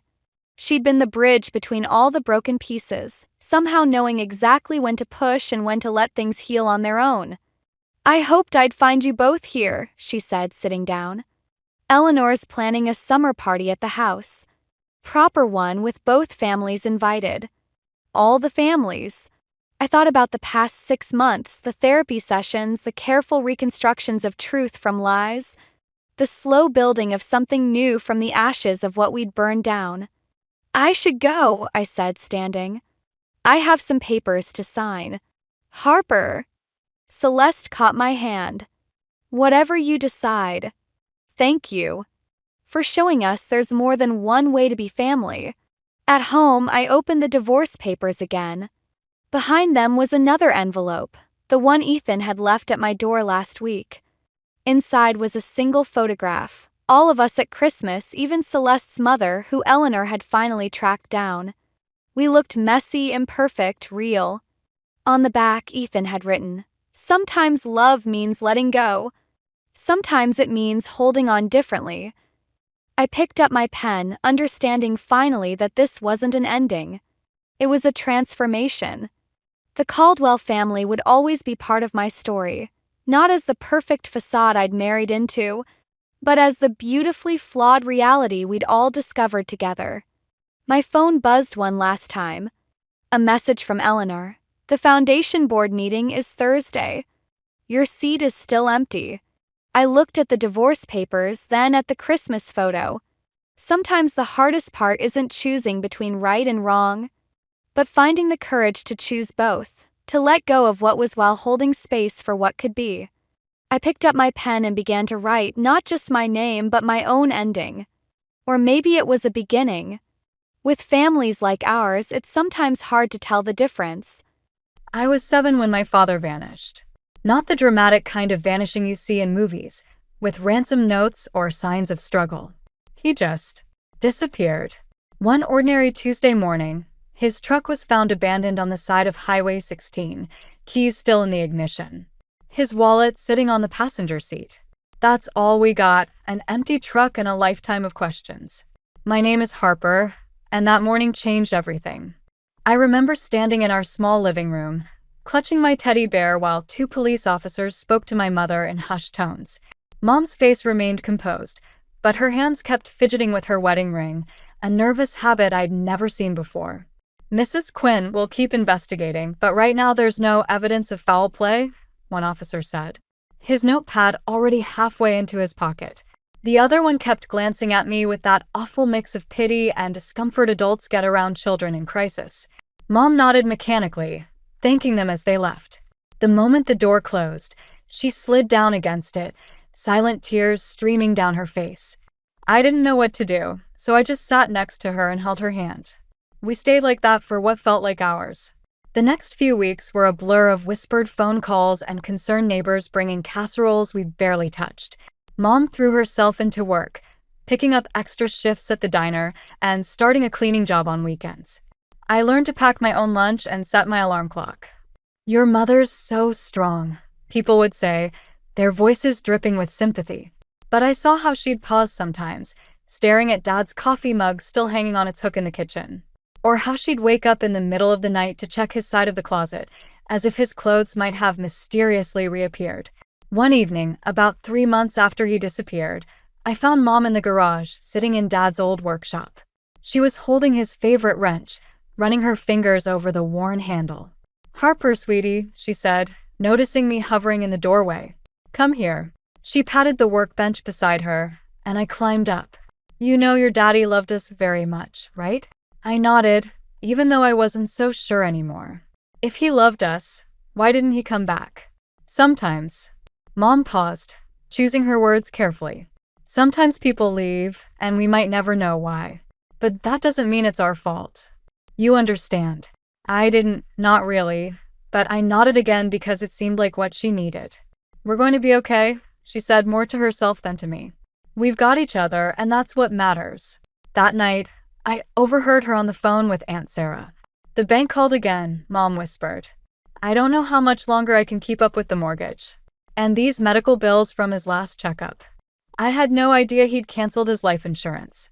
I lay in bed, clutching my teddy bear tighter, trying to make sense of it all. Dad had always seemed so happy, so present. He'd swing me around in the backyard, calling me his little monkey.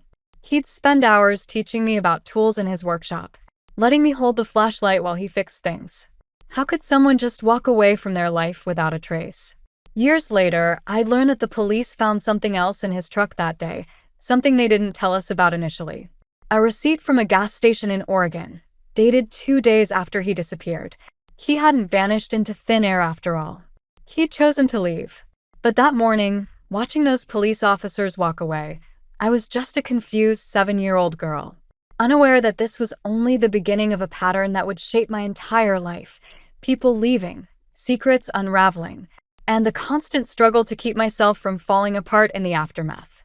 11 years passed in a blur of late-night study sessions, part-time jobs, and my mother's unwavering determination to give me a normal life.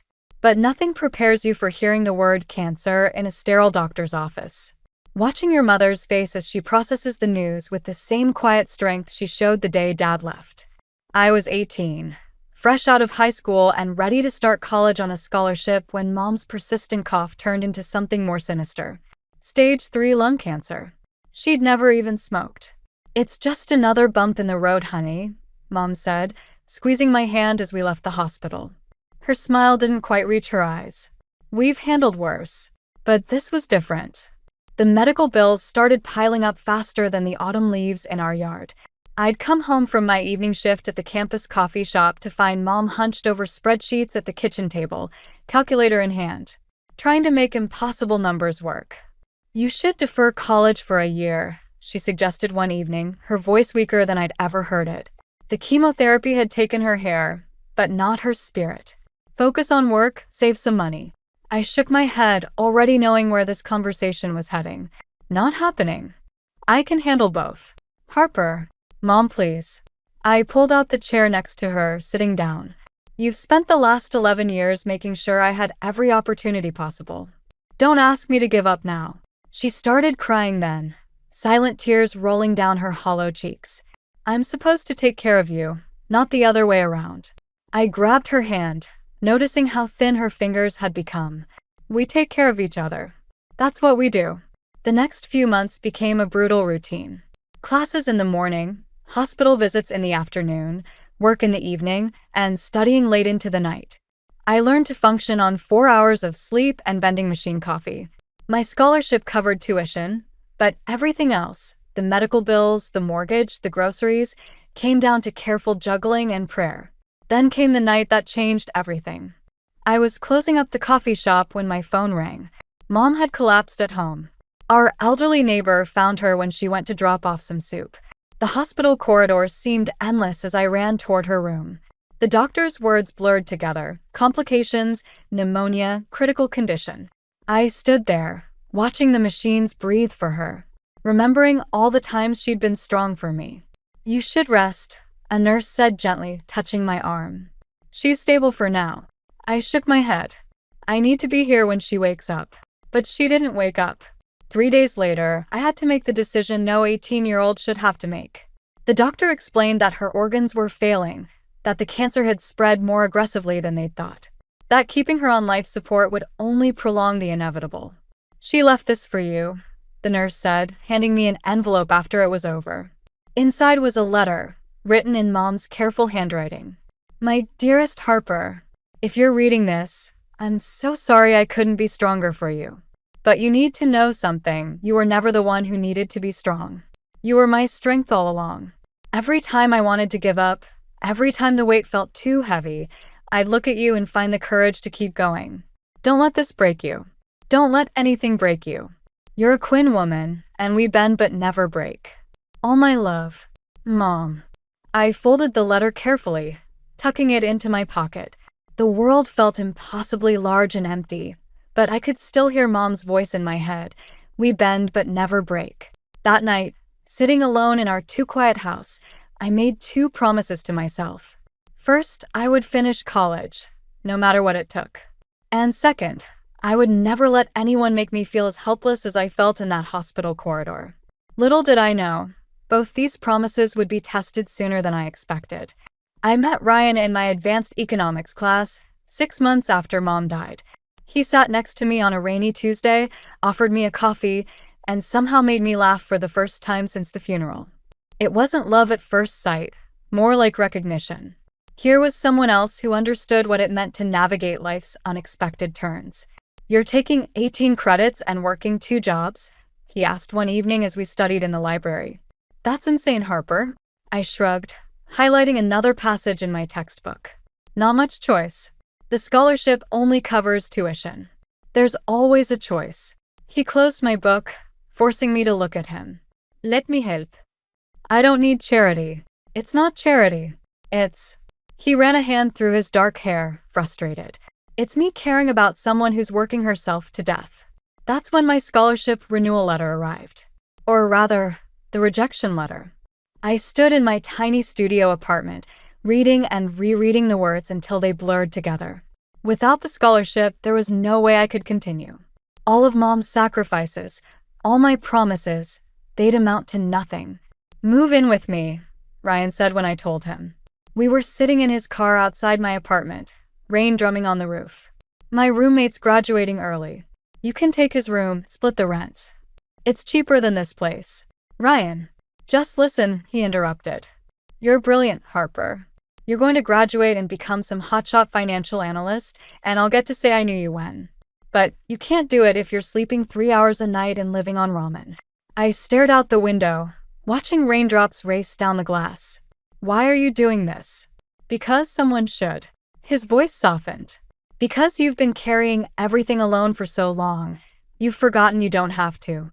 2 weeks later, I moved into Ryan's apartment. It was bigger than mine, closer to campus, and somehow everything started feeling manageable. Ryan cooked while I studied. We split the bills. For the first time since Mom died, I felt like I could breathe. But then came the night that changed everything. I was working late at my campus job when Ryan called, panic in his voice. "Harper, we need you." "There's been an accident." I found him in the emergency room, blood on his shirt, looking shell-shocked. "It's my dad," he explained. "Heart attack. Mom's with him now." I stayed with Ryan all night, watching him pace the waiting room, making coffee runs, holding his hand when the doctor finally came out. His father survived, but barely. That's when I met Evelyn Mitchell for the first time. She swept into the waiting room like a hurricane in designer clothes, her mascara perfectly intact despite the circumstances. Her eyes landed on our joined hands, then on my worn jeans and coffee-stained sweater. "You must be Harper," she said, her smile not reaching her eyes. "Ryan's friend." "Girlfriend," Ryan corrected, squeezing my hand. "She's been here all night, Mom." "How sweet."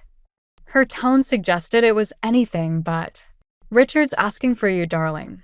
Family only right now." I felt Ryan tense beside me. "Harper is family." "Of course she is." Evelyn's smile turned sharp.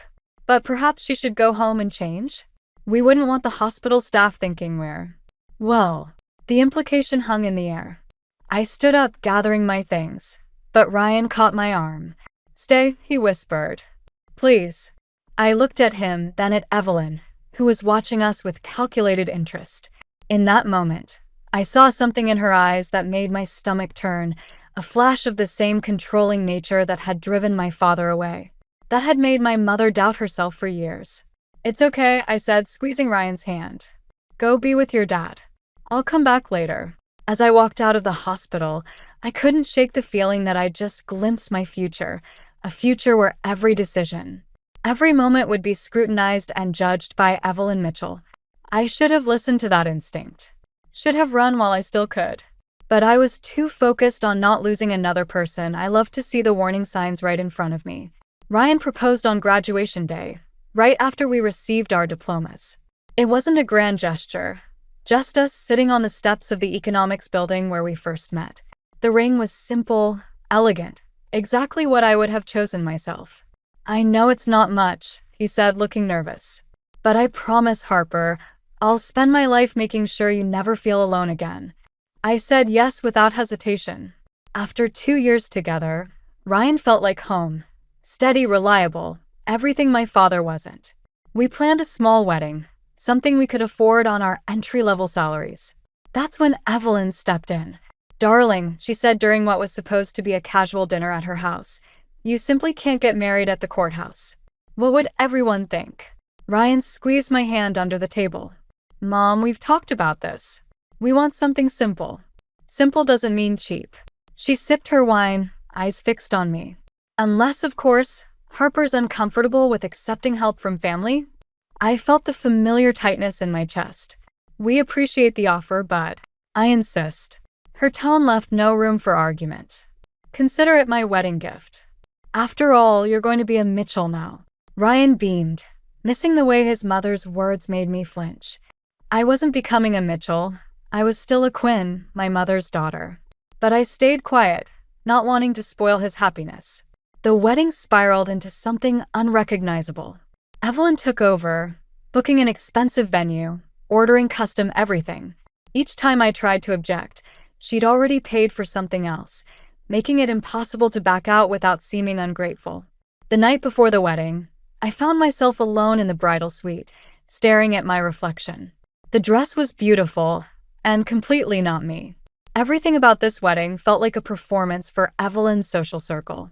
My phone buzzed with a text from Zoe. You okay? You seemed off at the rehearsal dinner. I started typing I'm fine but deleted it.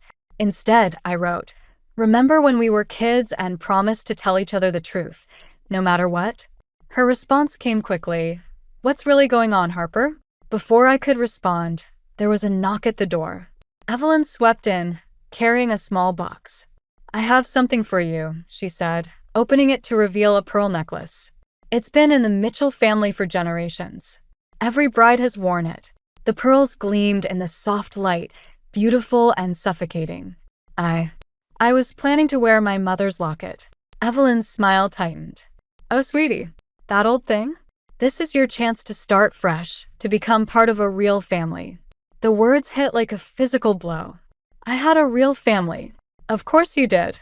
Her tone was patronizing. But let's be honest. A father who abandoned you, a mother who couldn't even afford proper health care.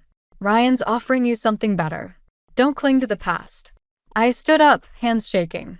My mother worked herself to death to give me a future. Don't you dare. And now you have one, she interrupted smoothly. Thanks to my son. Just remember that. After she left, I sat on the floor, clutching my mother's locket. The woman in the mirror looked like a stranger in her expensive dress and perfect makeup. Mom's words echoed in my head, don't let anything break you. My phone buzzed again. Zoe, whatever you decide, I've got your back. I took a deep breath and made a decision. I couldn't stop this wedding without hurting Ryan, but I could hold on to who I was. Tomorrow, I would walk down the aisle wearing my mother's locket, not Evelyn's pearls. It was a small act of defiance, but it felt like drawing a line in the sand. What I didn't know then was that this moment, this choice between my identity and Evelyn's vision of who I should be, was just the beginning of a war I wasn't prepared to fight. 3 years into our marriage, the cracks started showing. While my career in financial analysis took off, Ryan seemed content working retail at the mall, picking up occasional shifts and spending more time at his mother's house than ours. I got the promotion, I announced over dinner one night, unable to contain my excitement. Senior analyst position, with a significant raise. Ryan pushed his food around his plate. That's great. Great? Ryan, this is huge. We can finally start saving for. Mom thinks we should look at houses in Oakwood Heights, he interrupted, not meeting my eyes. Sit down, my faculty. Oakwood Heights was where Evelyn lived, all massive houses and manicured lawns. We can't afford Oakwood Heights. With your new salary, even with the raise, those houses are way beyond our means. I tried keeping my voice level. Besides, our apartment is fine. Fine isn't good enough anymore. He finally looked up. Mom says people are starting to talk. People? You mean your mother's country club friends. The words came out sharper than intended. Since when do we care what they think? Before he could respond, his phone buzzed. Evelyn, right on cue. I watched him answer, watched his posture change as he spoke to her. When had my confident, supportive husband become this person who couldn't make a decision without his mother's input? The next day, I came home to find Ryan and Evelyn in our living room, surrounded by real estate brochures. Harper, darling. Evelyn's smile was razor sharp. I found the perfect house for you. 5 bedrooms, pool, guest house, room to grow. We don't need 5 bedrooms. I dropped my briefcase, exhausted from a day of meetings. And we definitely don't need a guest house. Don't be silly. Every Mitchell lives in Oakwood Heights. It's tradition. I'm not. I caught myself seeing Ryan's pleading look. We need to discuss this privately. There's nothing to discuss, Ryan said, his voice taking on that familiar tone he used when parroting his mother's words. I already put in an offer. The room went silent. You what? It's a seller's market, Evelyn chimed in. We had to move quickly. Don't worry about the down payment, I'm handling it. My hands started shaking. Ryan, can we talk? Alone. In our bedroom, I tried staying calm. You made an offer on a house without discussing it with me? Mom says. I don't care what your mother says. The words exploded out of me. This is our life, our finances. You can't just. What's the problem? He threw his hands up. You got this big promotion, we're moving up in the world. Isn't this what you wanted? What I wanted. I laughed, but it came out more like a sob. What I wanted was a partner who could make decisions with me, not for me. What I wanted was to build our life together, not live the life your mother designed. You're being dramatic. Mom's just trying to help. Help.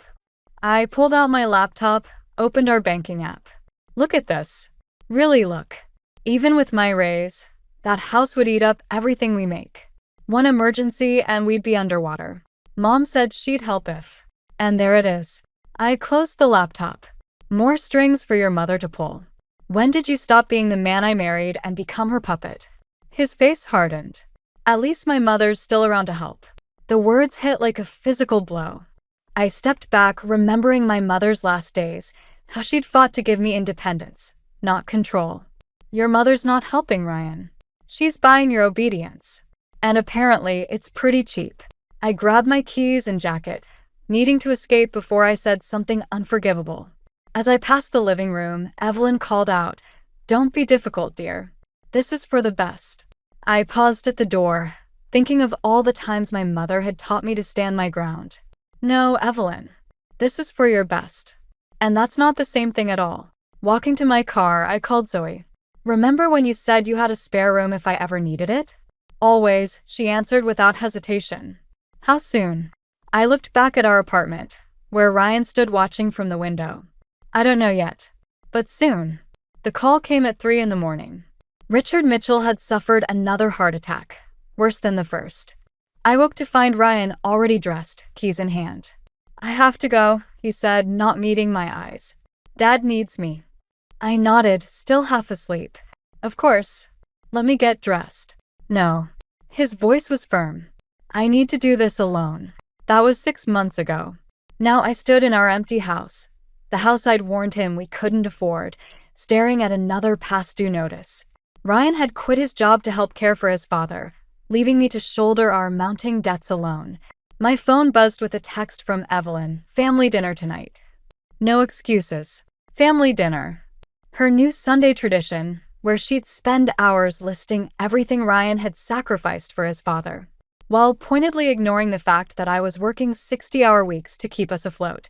I can't make it, I texted back. Deadline at work. Her response was immediate. Ryan needs your support. Don't be selfish. Selfish. The word echoed in my head as I drove to their house that evening. The same words she'd used when I suggested Ryan look for part-time work. When I questioned her decision to hire round-the-clock nurses we couldn't afford, when I dared to mention our growing credit card debt. Ryan met me at the door, looking more like his mother's son than my husband. You're late. Traffic. I followed him inside, where Evelyn was holding court in the living room, surrounded by medical bills and insurance forms. Harper, darling. Her smile didn't reach her eyes. We need to discuss the house. What about it? Well, she paused, examining her manicure. Given the circumstances, it might be best to sell it. The room tilted slightly. Sell our house. Ryan needs to be here full-time, she continued. And since you're so concerned about money, I'm concerned about surviving, I corrected. We're drowning in debt because you lack faith, she interrupted. Family takes care of family. Ryan understands that. I looked at my husband, but he was studying the carpet.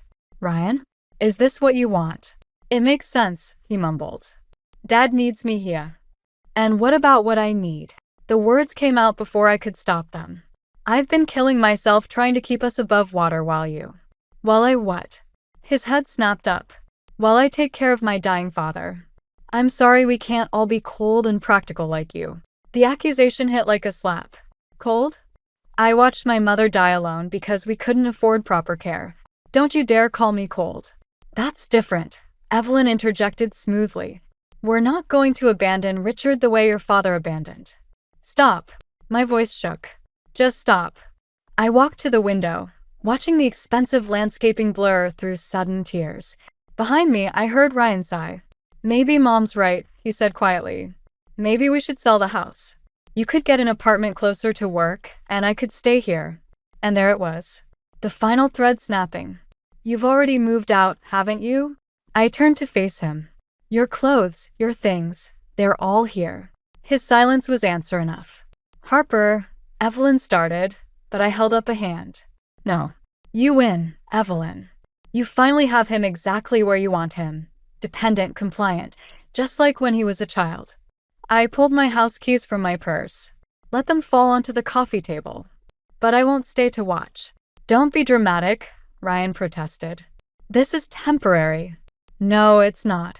I met his eyes one last time. This is who you choose to be. And I choose not to be part of it. Walking out of that house felt like leaving my mother's hospital room all over again. That same hollow ache. That same knowledge that nothing would ever be the same. But this time, the person I was losing had chosen to leave. My phone buzzed as I reached my car. A text from my bank. Insufficient funds for mortgage payment. Final notice. I started the engine, wondering how I'd ended up here, homeless, nearly bankrupt, and completely alone. Again. Richard Mitchell died on a Tuesday, exactly like my father had disappeared. But this time, I wasn't a helpless child watching my world collapse. I was in my office when Ryan's text arrived. Dad's gone. Need you home now. Home. I stared at the word, wondering if he meant our house or his mother's. It didn't matter. I'd lost both. I found them in the kitchen of our house, Ryan and Evelyn huddled over papers spread across the counter I'd picked out 3 years ago. They didn't hear me come in. The house should sell quickly, Evelyn was saying. The market's hot, and with your father's life insurance. What house? My voice made them both jump. Our house. Ryan at least had the decency to look guilty. Harper, I can explain. Explain what? How you're selling our house without telling me. Or how you're counting money your father hasn't even been dead a day. Don't be crude, Evelyn snapped. We're being practical. Something you claim to understand. I moved closer, scanning the papers. Property listings, bank statements, and is that my signature? Ryan paled. I had to, the bank needed. You forged my signature? The room tilted dangerously. On what? Just some paperwork to get the sale moving. Evelyn waved dismissively. Really, Harper, you're making this more dramatic than necessary. Get out. My voice was surprisingly steady. Both of you, get out of my house. Your house. Evelyn laughed. Darling, who do you think has been making the payments these past 6 months? I have. Every single one. I pulled out my phone, opened my banking app. Want to see the transfers? The overtime hours? The credit card debt I took on while your son played dutiful caretaker. Mom's been helping, Ryan protested. She's been lying. I met Evelyn's eyes. Haven't you? There's no life insurance, is there? The slight twitch in her perfectly composed face told me everything. Richard canceled it years ago. I continued, watching her mask slip. Just like my father did. You've been promising Ryan money that doesn't exist. How dare you? I work in financial analysis, remember? The job you thought was beneath your precious son? I know how to read between the lines. I turned to Ryan. She's broke. Has been for years. All those country club memberships, designer clothes, it's all smoke and mirrors. That's ridiculous, Ryan stammered. Mom. But Evelyn's silence was damning. Get out, I repeated. You have 30 minutes to take what's yours. After that, I'm calling the police about the forgery. You wouldn't, Evelyn hissed. I pulled out my mother's locket, the one I'd worn instead of Evelyn's pearls at my wedding. My mother taught me to stand my ground. Your son might have forgotten who he is, but I haven't forgotten who I am. Ryan, Evelyn turned to her son. Are you going to let her speak to me this way? I watched my husband, the boy who'd offered me coffee on a rainy Tuesday, the man who'd promised to never let me feel alone, crumble under his mother's gaze. "We should go," he mumbled. "If you walk out that door," I said quietly, "don't come back." He paused, hand on the doorknob. For a moment, I saw a flicker of the Ryan I'd fallen in love with. Then Evelyn touched his arm, and it vanished. "I'm sorry," he whispered and followed his mother out. I stood in the kitchen, surrounded by their abandoned papers, feeling an odd sense of déjà vu. Once again, I was watching someone choose to leave. But this time, I wasn't the scared little girl clutching a teddy bear. This time, I was choosing to. My phone buzzed, a text from Zoe. "You okay?" I looked around the kitchen at the life Ryan and I had built and the ruins Evelyn had made of it. "No," I typed back. "But I will be." Then I started gathering evidence for my lawyer. If they wanted a war, I'd give them one. After all, I was my mother's daughter, and she taught me how to fight back. 1 year later, I was sorting through the last box from my old house when my phone lit up with a familiar number. Ryan. I watched it ring, remembering the last time I'd seen him in court 6 months ago, when the judge ordered him and Evelyn to repay the money they'd taken from my accounts. "You should answer it," Zoe said from her spot on my new couch. After everything, she'd helped me find this small but sunny apartment across town, get closure or whatever. I picked up on the final ring. "Hello." "Harper." Ryan's voice was rough, unfamiliar. "I need your help." Of course he did. The lawsuit had revealed the extent of Evelyn's deception. Decades of hidden debt, mortgages on mortgages. Credit cards maxed out to maintain their facade of wealth. Last I'd heard, they'd lost everything. "I'm sorry," I said, surprising myself by meaning it. "But I can't. Please." "Mom's. She's not handling things well. We're staying in this motel, and—" "Stop." I closed my eyes, remembering my mother's voice.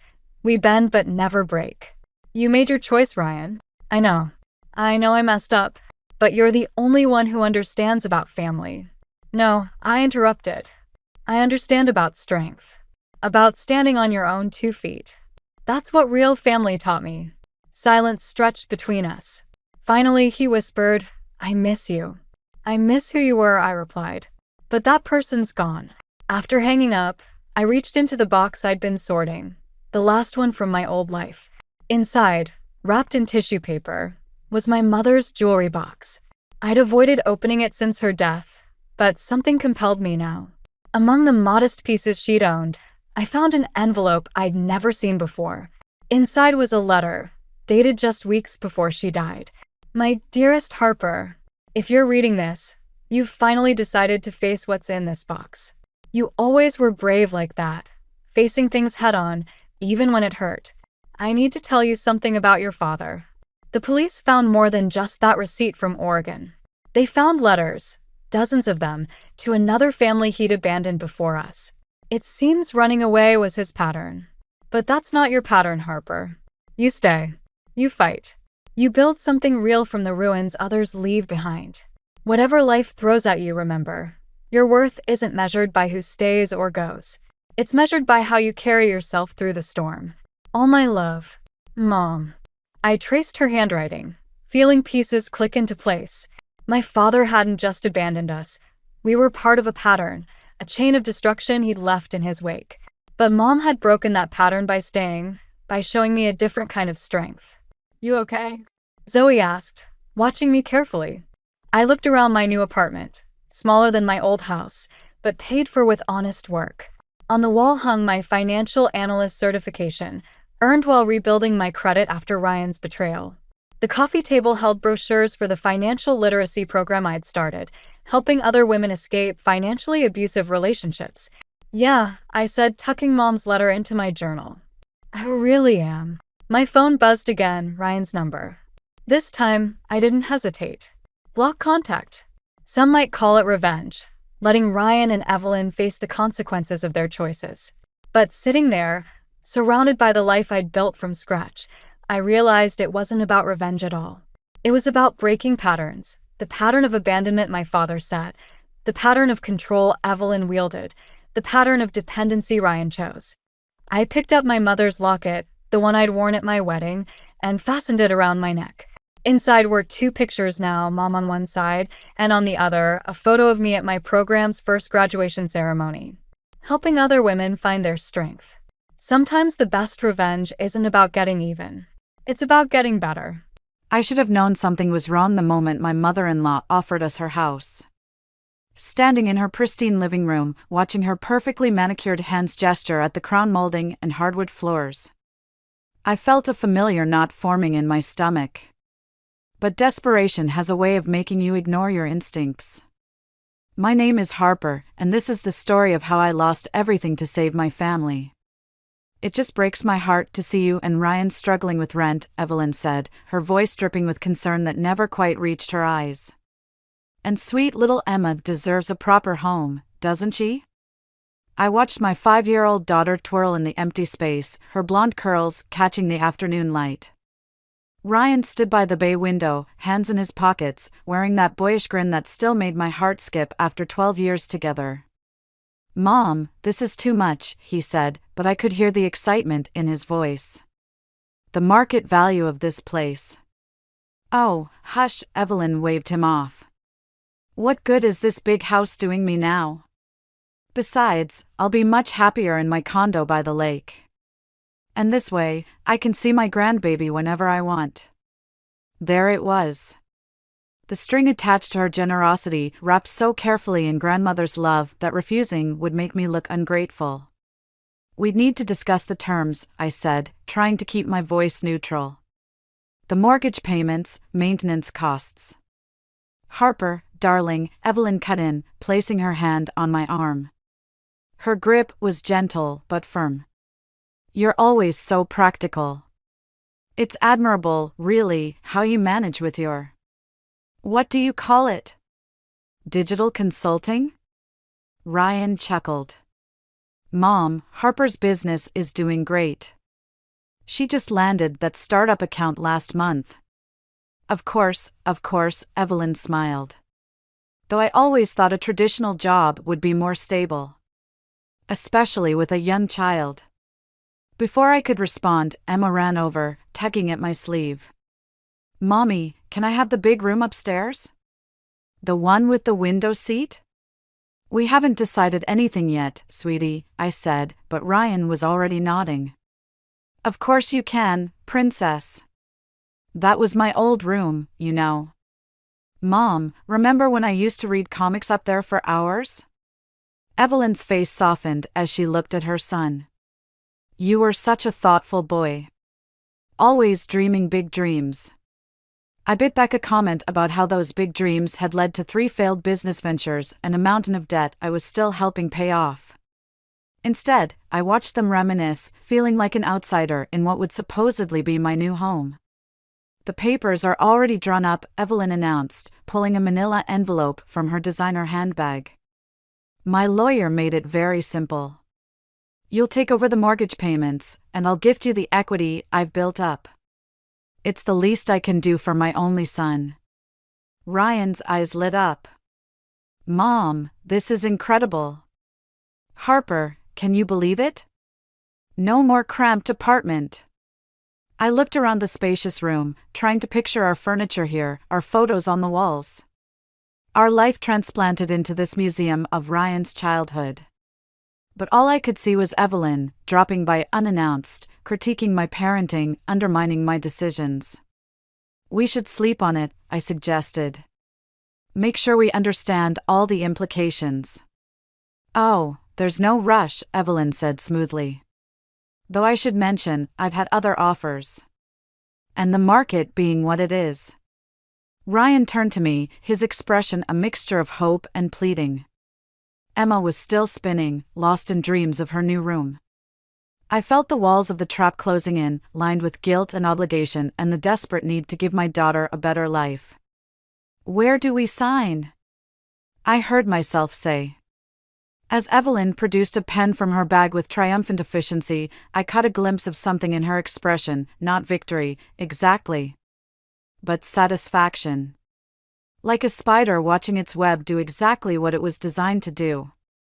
I just didn't realize then that I wasn't the only one caught in it. It took exactly 3 weeks for the cracks to start showing. I was in our new kitchen, trying to concentrate on a client call, when Evelyn breezed in through the back door without knocking. Again. "Oh, are you still doing your little computer meetings?" she asked, loud enough that I had to mute myself. She began unloading grocery bags onto the counter, groceries we hadn't asked for, didn't need, and now would be obligated to thank her for. I wrapped up the call as quickly as I could, knowing from experience that ignoring her would only make things worse. "Evelyn, we've talked about this. I work from home. These calls are how I make my living." "Of course, dear. Though Ryan mentioned you might be looking for something more stable?" She arranged organic produce in the fridge with surgical precision. "My friend Margaret's daughter just started at that lovely accounting firm downtown. They're always looking for qualified people." The suggestion hung in the air like smoke. I gripped my coffee mug tighter. "My business is doing well. The Thompson account alone covered 3 months of mortgage payments." She closed the fridge door with a soft click. "Ryan says the payments are becoming a bit of a strain." My head snapped up. "What?" "He's worried about you, dear. All this pressure you put on yourself, trying to prove something. It's not healthy for Emma." Before I could respond, Ryan walked in, fresh from his morning run. He kissed his mother's cheek, then grabbed an apple from the counter. "Mom, you're a lifesaver. We were running low on groceries. We went shopping yesterday," I said. "Oh." He took a bite, looking genuinely confused. "Must have missed that." "You didn't miss it. You were there. You insisted on those expensive steaks that," I stopped, noticing the familiar glazed look in his eyes. The one that appeared whenever money came up. "Speaking of expenses," Evelyn chimed in, "I noticed the gardener hasn't been by. The roses are looking rather neglected." "We cancelled the gardener," I said. "We're trying to cut back on unnecessary." "But darling, proper maintenance is crucial for property value. You wouldn't want to let the house deteriorate, would you? After everything we've done to help?" Ryan nodded, mouth full of apple. "Mom's right, babe. We should reinstate the service." "With what money?" I demanded. "The same money that's supposedly making the mortgage payments a strain?" An uncomfortable silence fell. Ryan and Evelyn exchanged a look I couldn't quite read. "I think," Evelyn said carefully, "that if you're struggling so much with the basic upkeep, perhaps we should revisit the arrangement." "We're not struggling," I said. "We're budgeting." "There's a difference." "Of course there is, dear." Her smile was sympathetic in a way that made my skin crawl. "I just worry about Emma growing up in an environment of financial stress." "Mom's just trying to help," Ryan added, but he wouldn't meet my eyes. I looked between them, my husband and his mother, standing together against me in my own kitchen. No, not my kitchen. Her kitchen, with its custom cabinets and marble countertops that I was apparently failing to deserve. "I have another call," I said, gathering my laptop. As I left, I heard Evelyn's voice, soft but clear. "I hate seeing him worry like this. Perhaps if she'd consider a real job." I closed my office door and leaned against it, breathing deeply.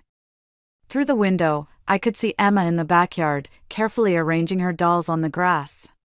She looked up and waved, and I forced a smile, waving back. My phone buzzed, a text from Ryan, "Mom's staying for dinner. Says she'll cook." Problem solved. I stared at the message, remembering the groceries I'd bought yesterday. Now probably relegated to the back of the fridge behind Evelyn's organic offerings. Another small battle lost in a war I was only beginning to understand I was fighting. My laptop pinged with an email notification. The Thompson account, they wanted to scale back their contract. "Family business," the message said. "Going in a different direction." I wondered, with a sudden chill, just how many of Margaret's friends worked with digital marketing firms. The notification from our joint bank account hit my phone at 3 a.m. I'd been lying awake anyway, listening to Ryan's steady breathing beside me, wondering when we'd stop talking about anything real. The screen's blue glow illuminated a transaction I didn't recognize, $12,000 to Investment Opportunity LLC. My stomach dropped.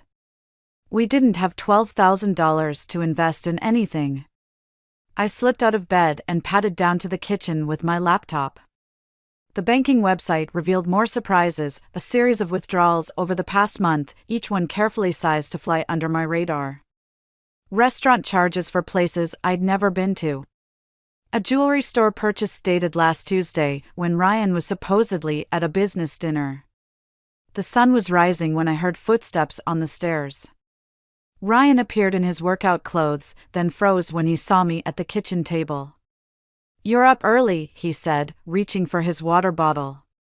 "Investment Opportunity LLC," I said. "Want to tell me about it?" He took a long drink before answering. "It's a tech startup. Mom's friend's son is the CEO. Ground floor opportunity. You took $12,000 from our account without talking to me. I was going to tell you when it paid off." He smiled, that boyish smile that used to make everything okay. "Come on, babe. You know I've got good instincts for these things." "Like the food truck venture? Or the cryptocurrency mining setup that nearly burned down our apartment?" His face hardened. "That's not fair. I'm trying to build something for our future." "Our future?" I pulled up the banking app. "What about these dinner charges? The jewelry store? You're tracking my spending now?" He ran a hand through his hair. "Real healthy, Harper. Real trusting." Before I could respond, the back door opened. Evelyn walked in, carrying a basket of fresh muffins. "Good morning, dears." "Oh, you look tired, Harper. Trouble sleeping?" "Mom," Ryan said, "can you give us a minute?" "Of course, darling." She set down the basket. "Though if you're discussing the investment opportunity, I think it's wonderful. So much better than relying on uncertain income streams." I stared at her. "You knew about this?" "I might have made the introduction," she said, smoothing her blouse. "Richard's such a brilliant young man. Harvard Business School, you know." "That money was for the mortgage," I said. "And Emma's school fees." "Oh, don't worry about that." Evelyn waved her hand. "I've already spoken to the school.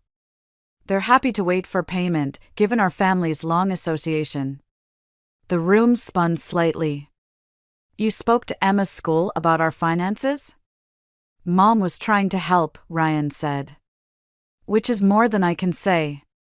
"Finish that sentence," I dared him. "Please." Emma's voice broke through the tension. "Mommy? Why is everyone yelling?" She stood in the doorway in her unicorn pajamas, clutching her stuffed rabbit. Evelyn immediately swooped in. "No one's yelling, sweetheart. Grandma brought muffins. Would you like one?" "Emma, go upstairs," I said. "I'll be up in a minute to help you dress for school." "But Grandma's muffins. Now, please." After she left, Ryan shook his head. "See? This is exactly why I didn't tell you about the investment. You're so rigid about everything." "Rigid?" I laughed, and it sounded strange even to me. "Is that what we're calling financial responsibility now?" Perhaps, Evelyn interjected, "if you're finding the household expenses so overwhelming, we should discuss alternative arrangements." "Alternative arrangements," I repeated. "You mean like the accounting job with Margaret's daughter?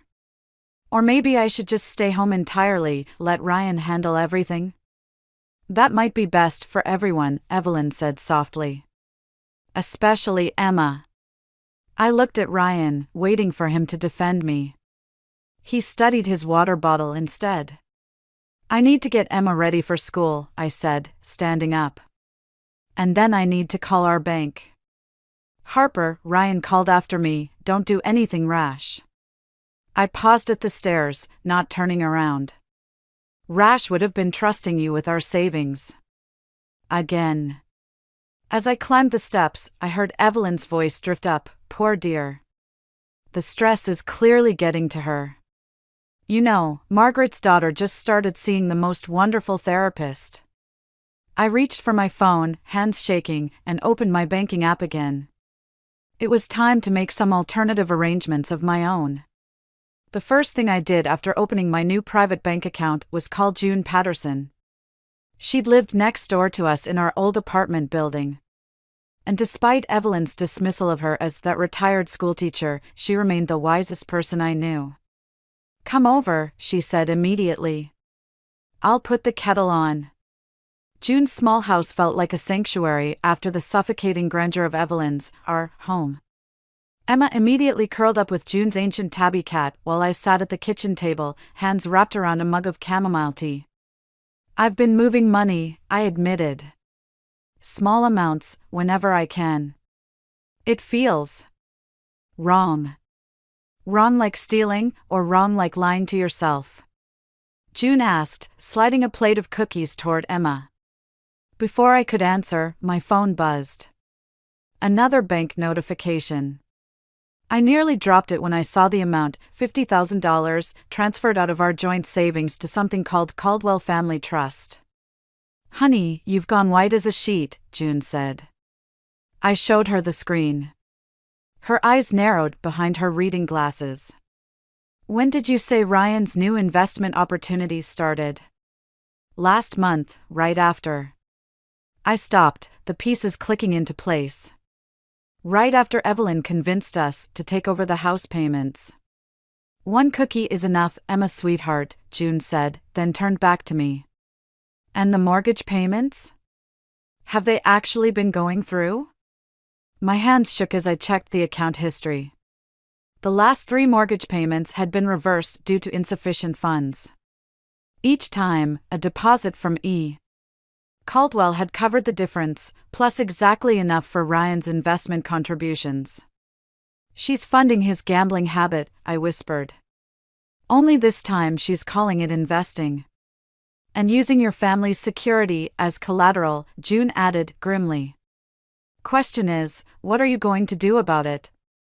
My phone buzzed again, a text from Ryan, where are you? Mom's worried. Says Emma's missing piano lessons. Emma doesn't take piano lessons, I said out loud. Not yet, Emma piped up. Grandma says I start next week. She already bought the piano.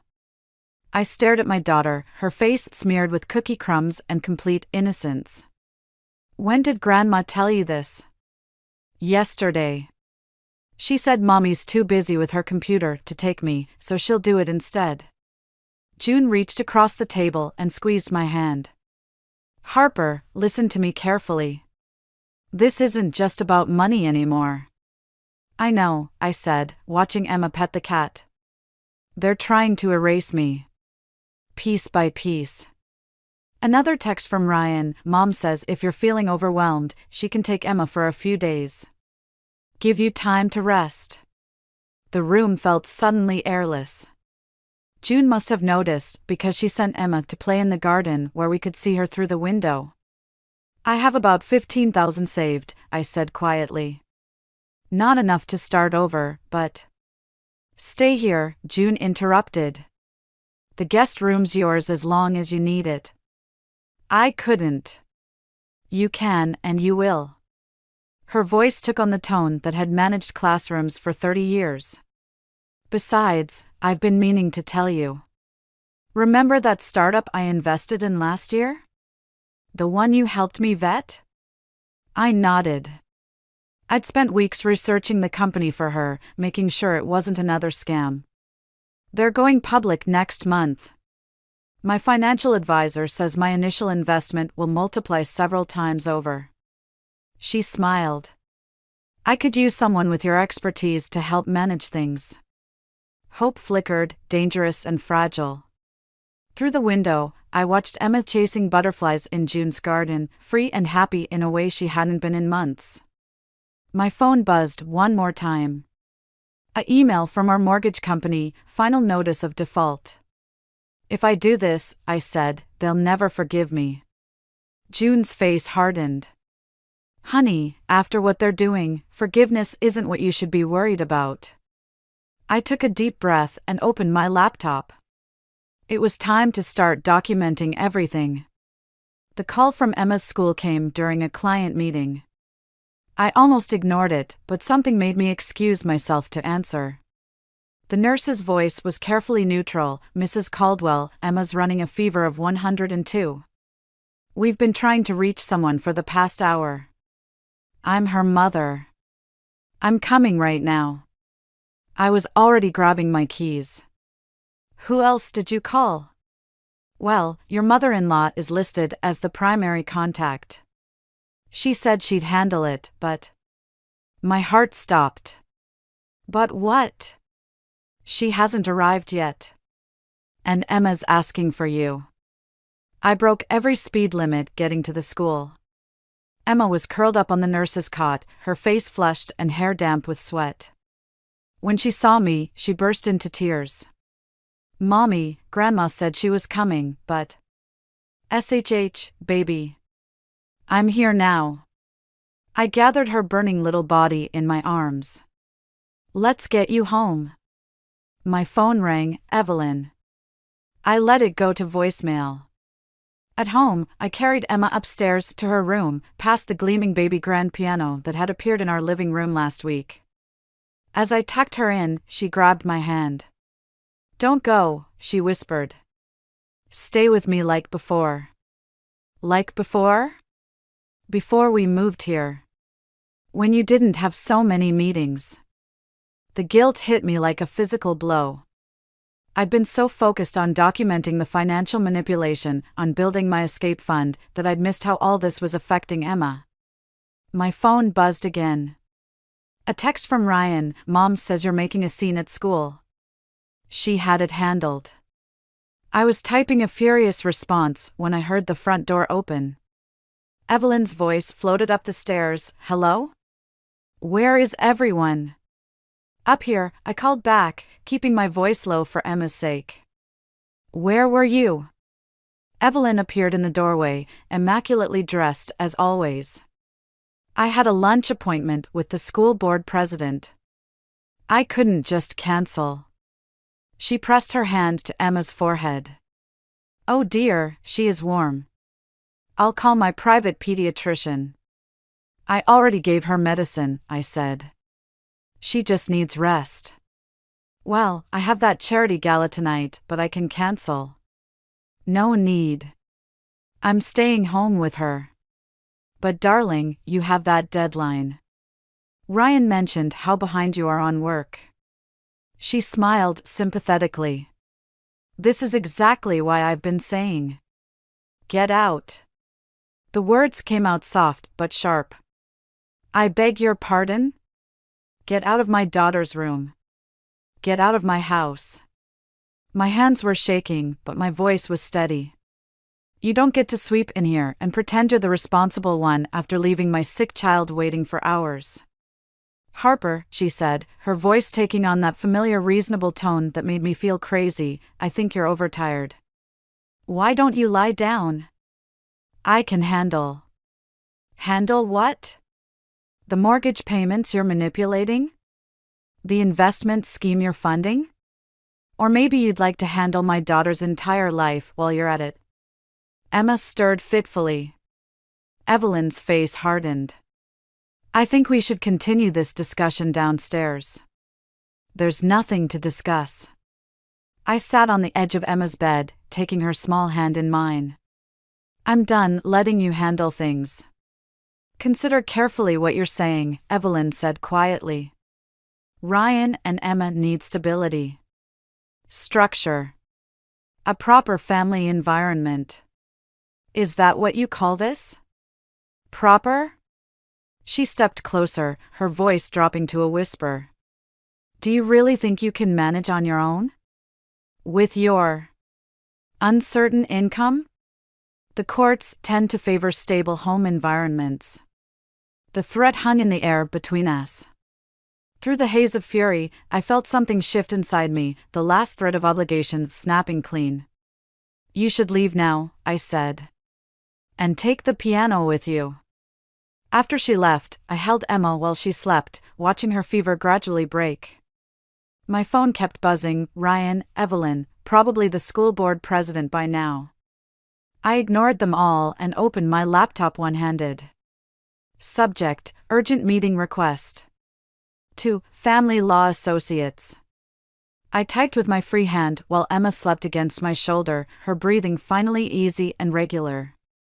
The weight of her trust felt like armor against whatever was coming next. It was time to stop documenting and start fighting back. Ryan came home at midnight, smelling of expensive scotch and his mother's influence. I was in Emma's room, packing her favorite clothes into a small suitcase while she slept at June's house, still recovering from her fever. What are you doing? He stood in the doorway, swaying slightly. What does it look like? I folded Emma's unicorn sweater, the one Evelyn always said was too childish. It looks like you're having another breakdown. He tried for his usual charming smile, but it came out wrong. Mom says you threatened her today. Your mother left our sick daughter alone at school for hours. She had a meeting. God, Harper, you're so. He ran his hands through his hair. Everything's always a conspiracy with you lately. The bank accounts, the investments, Mom's connections. The investments that emptied our savings? I zipped the suitcase. The connections that cost me 3 clients this month? What are you talking about? I pulled out my phone, showing him the emails. Suddenly, all my local clients are going with other consultants. Consultants recommended by your mother's friends. Funny coincidence, right? He barely glanced at the screen. Maybe they just found better options. More professional ones. The word hit like a slap. I pushed past him into our bedroom and pulled out my own packed bag from under the bed. Where are you going?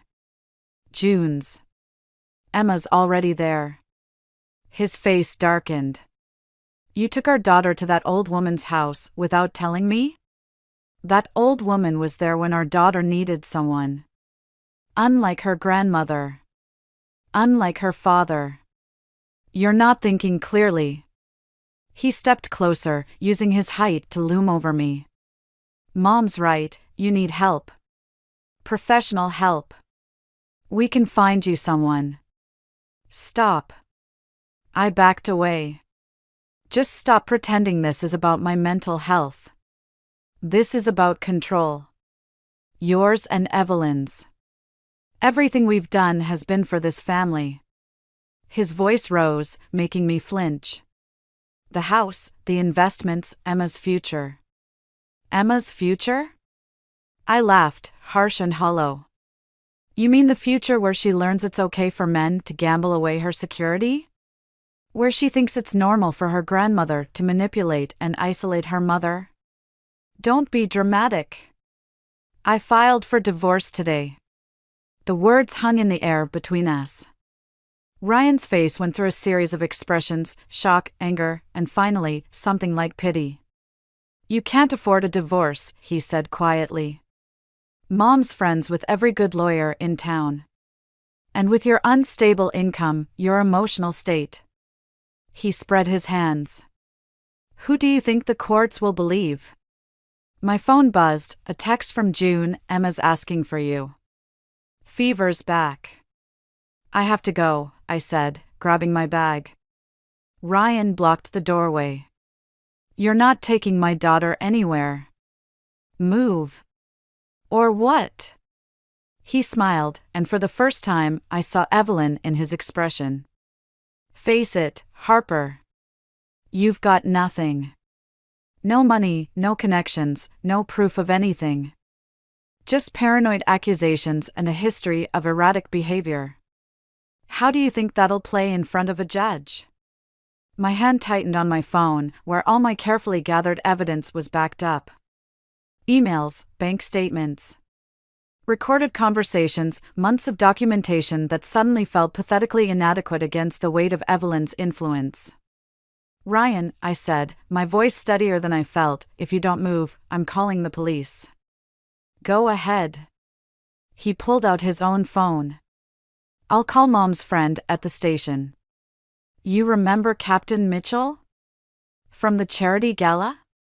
For a moment, I saw it all clearly, the long game they'd been playing, the web they'd woven while I was busy trying to prove individual lies.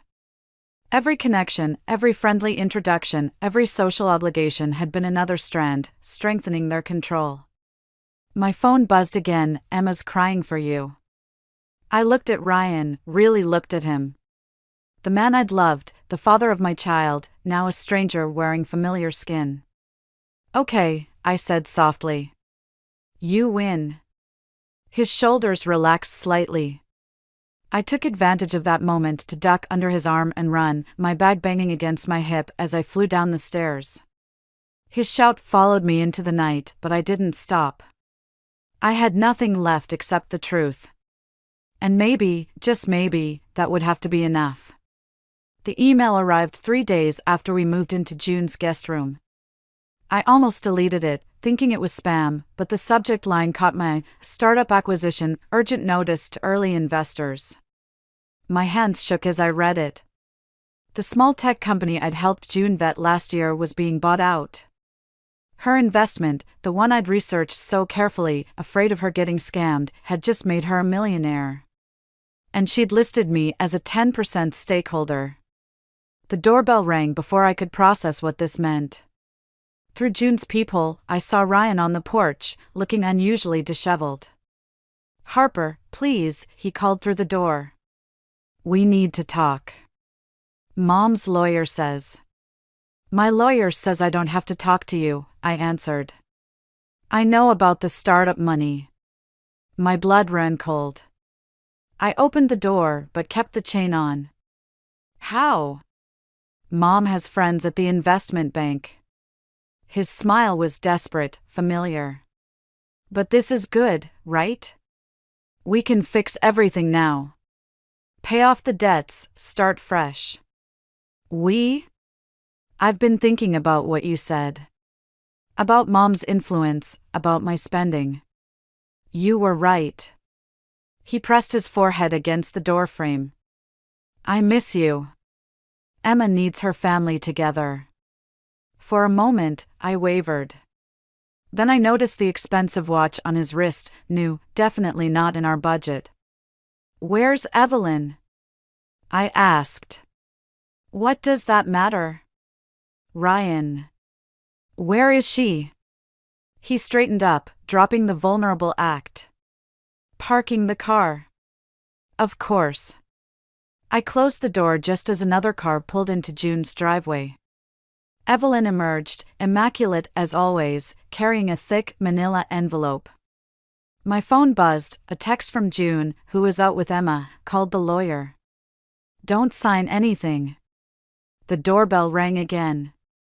This time, I opened it fully and stepped onto the porch. Better to face them in the open. "Harper, darling." Evelyn's voice was honey-sweet. "We have a proposal that could solve everyone's problems." "You mean your problems?"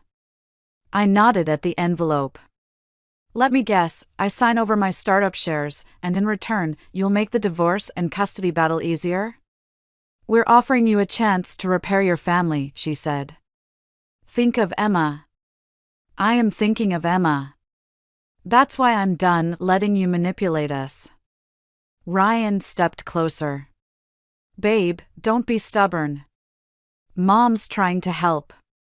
"Like she helped with the house?" I pulled out my phone, opened a recording app. "Tell me again how that worked." "The mortgage payments, the investments, the convenient reversals whenever you needed gambling money?" "That's ridiculous," Evelyn snapped, but Ryan's face had gone pale. You recorded us? Everything. I met Evelyn's eyes. Including your conversation with the school board president about sabotaging my clients. Interesting what people say when they think they're among friends. Evelyn's composure cracked, just slightly. No one will believe. The SEC might. I smiled. They're very interested in investment fraud. Especially when it involves manipulating property titles and bank records. You wouldn't dare, Ryan said. Think about what this would do to my reputation. Your reputation? I laughed. You mean the one your mother built while you gambled away our savings? That reputation? Harper. Evelyn's voice turned pleading. We're family. No, I said quietly. Family doesn't destroy each other. Family doesn't use a 5-year-old girl as a pawn in their power games. A car pulled into the driveway, June returning with Emma. I saw the moment Evelyn registered what was about to happen, saw her reaching for her perfect grandmother mask. Leave, I said. Now. Before Emma sees you and this gets messy. This isn't over, Ryan warned. Actually, it is. I held up my phone. Unless you want these recordings going public. Your choice. They left just as June's car door opened, Emma bouncing out with an ice cream cone. She ran up the porch steps, chocolate smeared on her chin, completely unaware of what had just happened. Mommy, look! June let me get sprinkles. I hugged her close, breathing in her sweet, innocent scent. Over her head, I watched Ryan and Evelyn's car disappear down the street. Sometimes the best revenge isn't about destroying your enemies. Sometimes it's about becoming strong enough that they can't destroy you. 6 months later, I stood in our new apartment, watching Emma arrange her stuffed animals on her window seat. The view wasn't as grand as Evelyn's house, but the sunrise filled the room with a warmth I'd forgotten could exist. The divorce had been surprisingly quick once the evidence came out. Ryan's gambling debts ran deeper than even I'd known. And Evelyn's carefully constructed social network crumbled when the SEC started asking questions. Last I heard, they'd moved to another state, somewhere their name didn't make people whisper at charity galas anymore. Mommy, look! Emma held up a letter. It came under the door. My heart skipped until I recognized Evelyn's elegant handwriting. For a moment, I considered throwing it away unopened. Instead, I sat beside Emma, who was already absorbed in her toys again. Dear Harper, the letter began. By the time you read this, Ryan and I will be settled in Arizona. He's agreed to treatment for his gambling addiction. Too late for your marriage, I know, but perhaps not too late for him to be the father Emma deserves. I find myself thinking about my own mother lately. How she controlled every aspect of my life until I married young to escape her. How I swore I'd never be like her. Then spent years becoming something worse, a woman so afraid of losing control that she destroyed what she most wanted to protect. The money from the house sale is in a trust for Emma's education. No strings attached this time. It's not an apology, those require forgiveness I haven't earned. Consider it a grandmother's attempt to finally do one thing right. Take care of our girl. She has your strength, thank God, not our weakness. Evelyn. A text buzzed on my phone, June, inviting us for Sunday dinner. Through the window, I could see her tending her garden, the startup money having changed nothing about her except the size of her flower beds. Emma, I said, want to help June plant those new roses she got? Can I wear my unicorn sweater? Of course. She ran to get changed, and I looked at the letter again. Part of me wanted to tear it up, to hold on to the anger that had protected us for so long.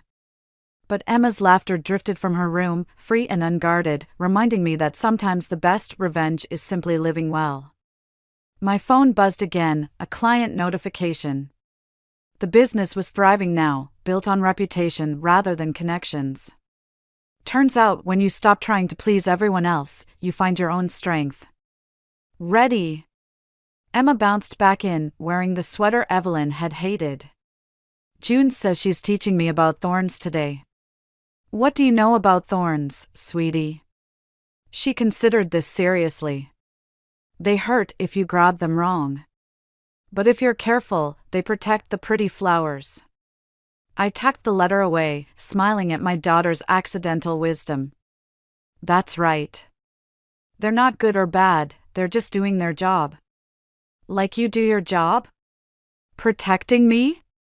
Something like that. We crossed to June's yard, where the afternoon sun turned everything golden.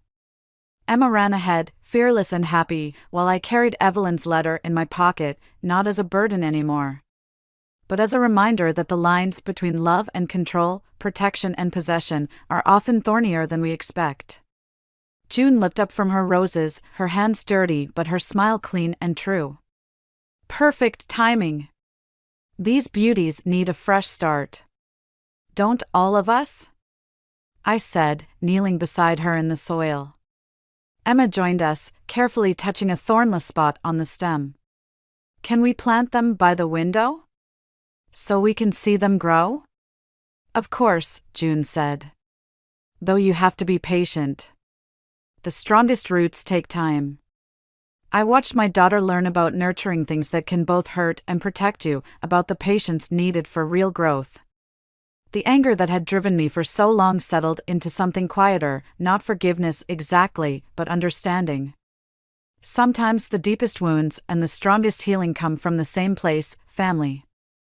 The trick is learning which thorns to avoid, which to grasp carefully, and which to let go. I never expected a simple piece of paper to shatter my carefully constructed peace. But there it was, pinned to my front door with a black thumbtack, stark white against the dark wood, fluttering slightly in the autumn breeze. This isn't over, it read in messy block letters. 3 words that sent ice through my veins and brought my past rushing back like a tidal wave. My name is Lila, and until today I thought I'd finally built the quiet life I'd always dreamed of. A cozy craftsman house in a peaceful neighborhood, a loving partner, and a job at the local library where the biggest drama usually involved overdue books. But that note changed everything.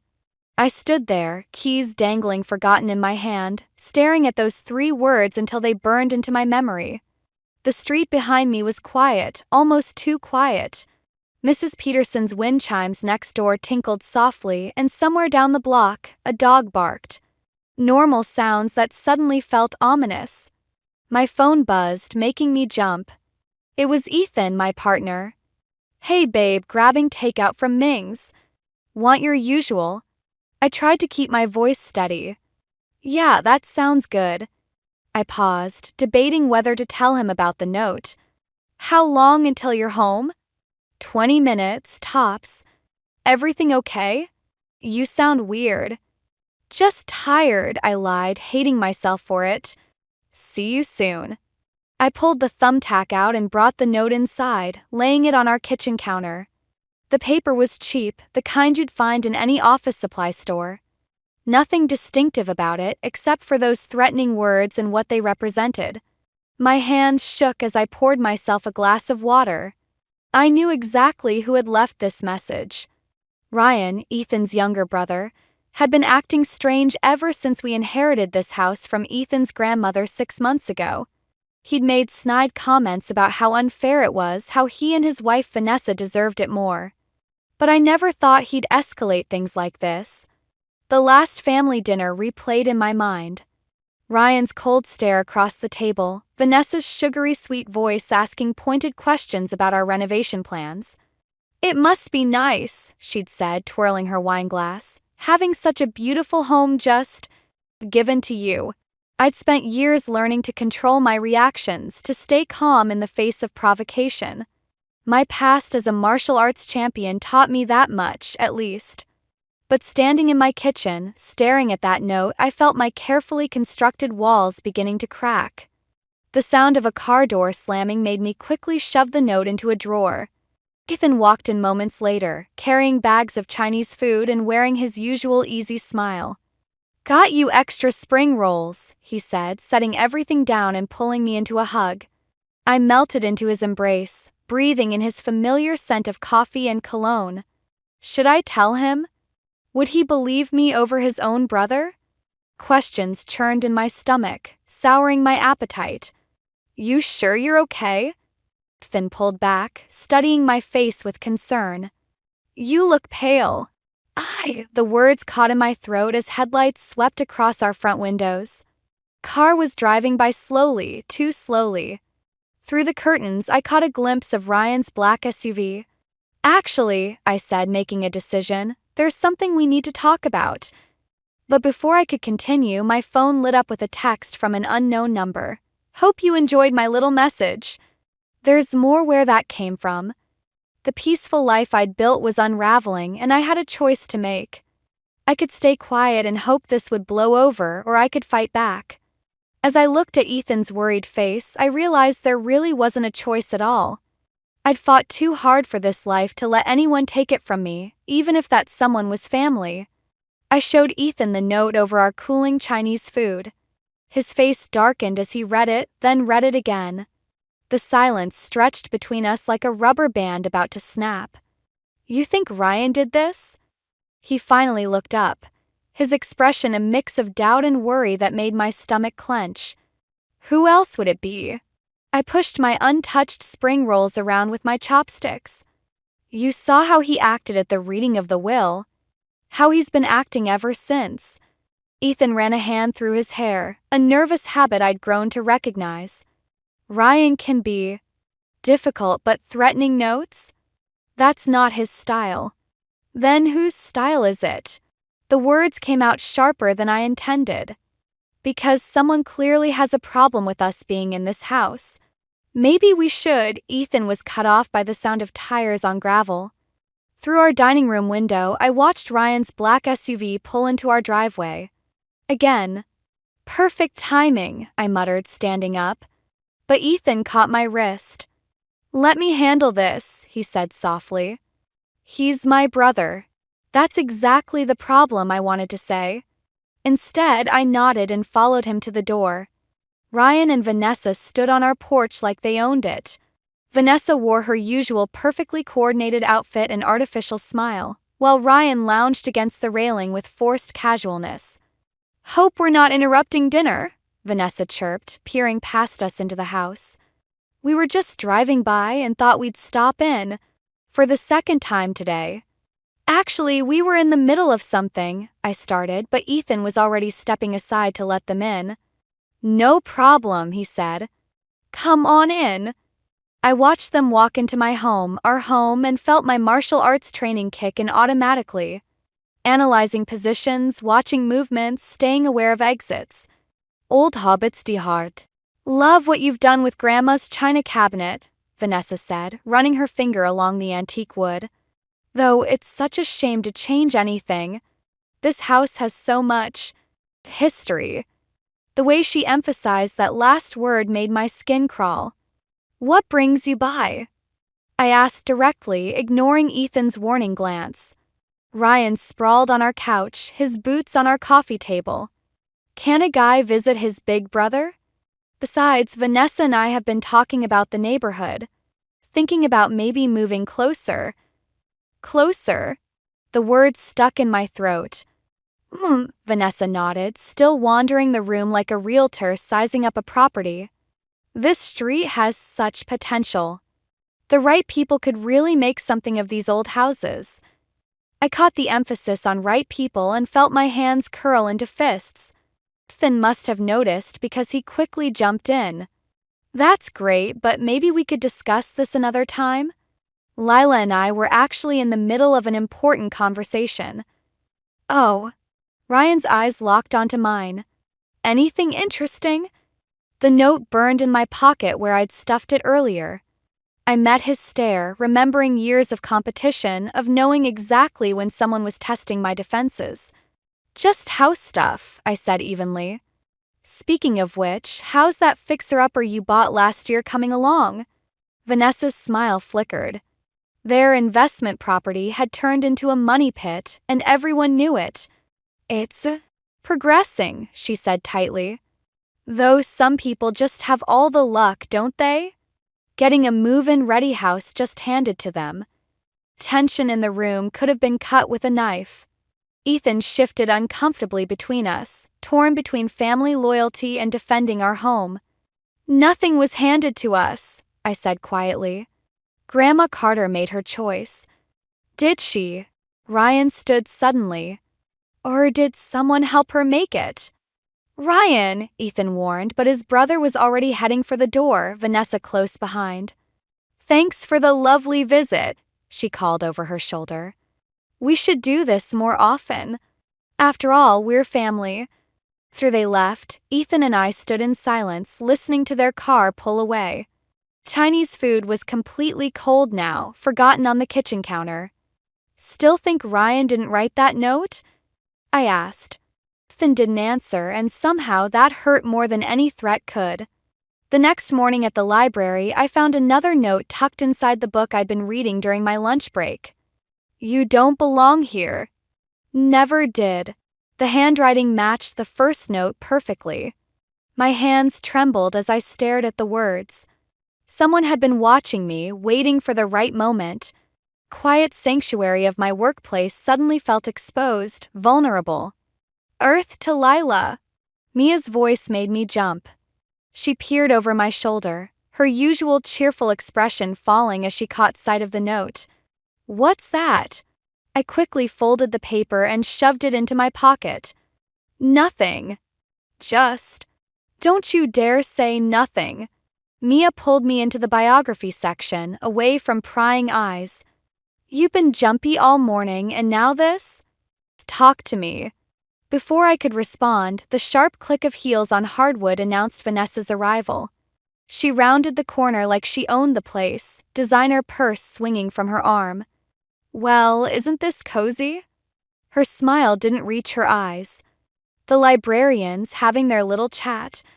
We're working, I said flatly, turning away. Oh, I'm sure you are. Vanessa's voice dropped lower. Working on how to keep that house, right? Must be exhausting, always looking over your shoulder. My spine stiffened. Mia stepped closer to me, protective. Is there something we can help you find, Vanessa? Mia asked pointedly. Actually, yes. Vanessa pulled out a thick folder. I've been researching property laws. Fascinating stuff. Did you know there are all sorts of ways a will can be questioned? The threat hung in the air between us. I thought of Grandma Carter's final months. How she'd insisted I move in to help care for her while Ryan and Vanessa were too busy with their investment opportunities. The will was perfectly legal, I said quietly. Everything was witnessed and notarized. Legal doesn't always mean right. Vanessa leafed through her folder. For instance, when an elderly woman suddenly changes her will after her grandson's girlfriend moves in. Well, people might wonder about undue influence. My chest tightened. Is that what you're telling people? I'm not telling anyone anything. Her smile turned predatory. Yet? That's enough. Mia's voice was sharp. This is a library, not a courthouse. Take your threats somewhere else. Vanessa's facade cracked for just a moment, revealing something desperate underneath. You think you've won, don't you? Playing the perfect caretaker, the devoted granddaughter-in-law? Some of us had to work for everything we have. Like that falling apart house you can't afford to fix?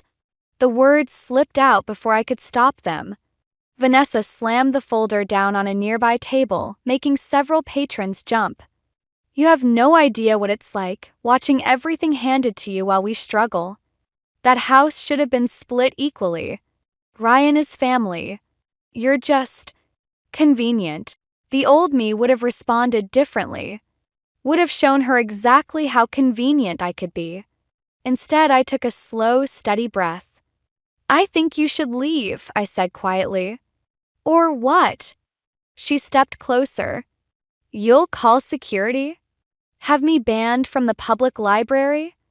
That would make a great story for the neighborhood gossips. My phone buzzed in my pocket, Probably Ethan wondering why I wasn't answering his texts.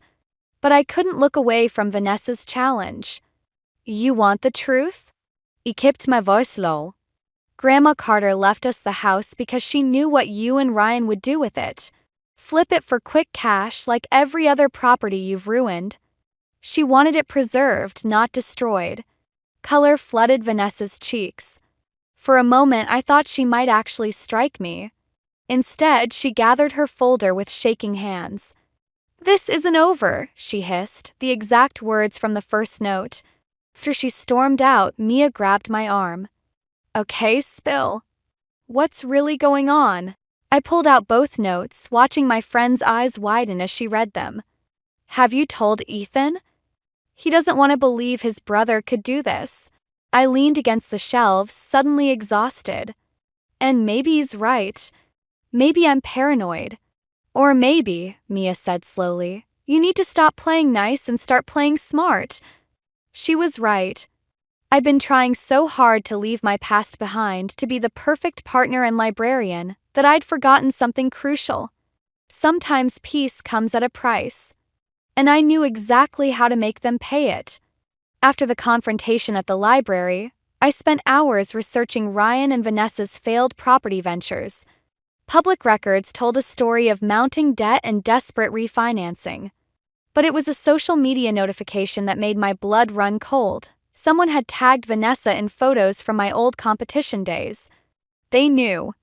I stared at the images of my younger self on the martial arts circuit, trophies in hand, victory written across my face. The life I'd walked away from was now ammunition in their hands.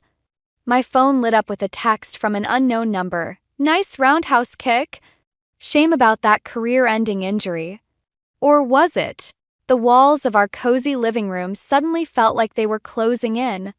I hadn't told Ethan everything about my past, about why I'd really left competitive fighting. Some secrets were better left buried. The front door opened and I quickly closed the browser. Ethan walked in, looking troubled. Ryan called, he said, dropping his keys on the counter. He wants to meet. Says he has information about the house that might interest us. What kind of information? He wouldn't say. Just that it's important. Ethan wouldn't meet my eyes. Maybe we should hear him out. Like we've heard him out about his last investment opportunity? I couldn't keep the edge from my voice. The one that cost you $5,000? That was different. But his shoulders sagged. He's still my brother, Lila. Before I could respond, another text came through. Ask Ethan about the original will. The one from before you moved in. My heart stopped. Ethan, I said carefully, was there another will? His silence was answer enough. Why didn't you tell me?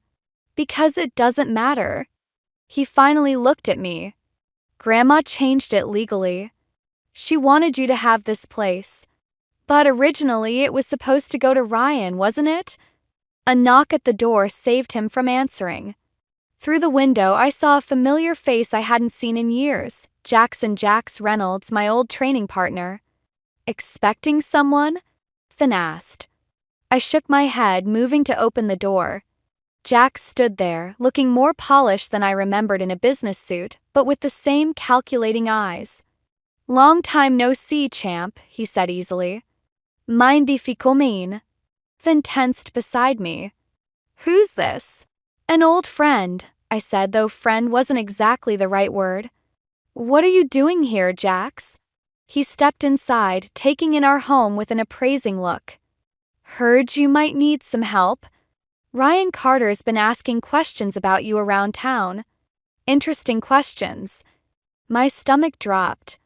What kind of questions? The kind that make me think he's digging for dirt. Jax's smile was sharp.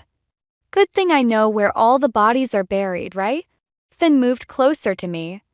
Is that a threat?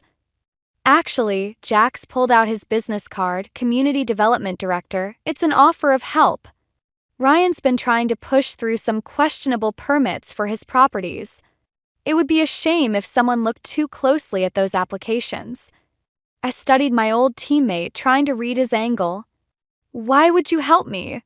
Let's just say I owe you one. His eyes flickered to my left knee, the injury that ended everything. And I don't like bullies. Another text buzzed in my pocket. Time's running out. Meet tonight or the truth comes out. I looked between Ethan's worried face and Jax's knowing smirk. The past and present were colliding, and I had to choose, keep playing defense or finally strike back. Tell me about those permits, I said to Jax. Sometimes the best defense is a good offense. An offense? That was something I knew very well.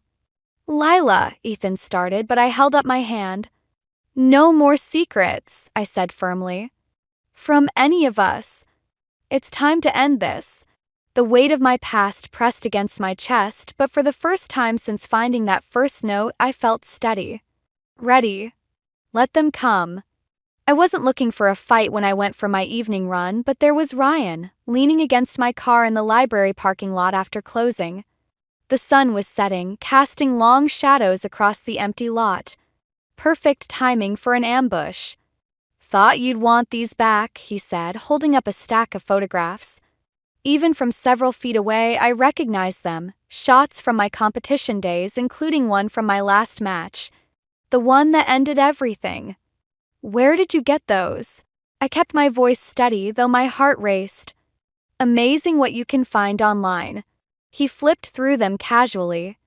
You were quite the champion. Until that unfortunate accident. His smile turned cruel. Or should I say arrangement? My hands curled into fists. What do you want, Ryan? Detrut. He pushed off my car, moving closer. About how you manipulated my grandmother. About the real reason you quit fighting. About everything. You don't know what you're talking about.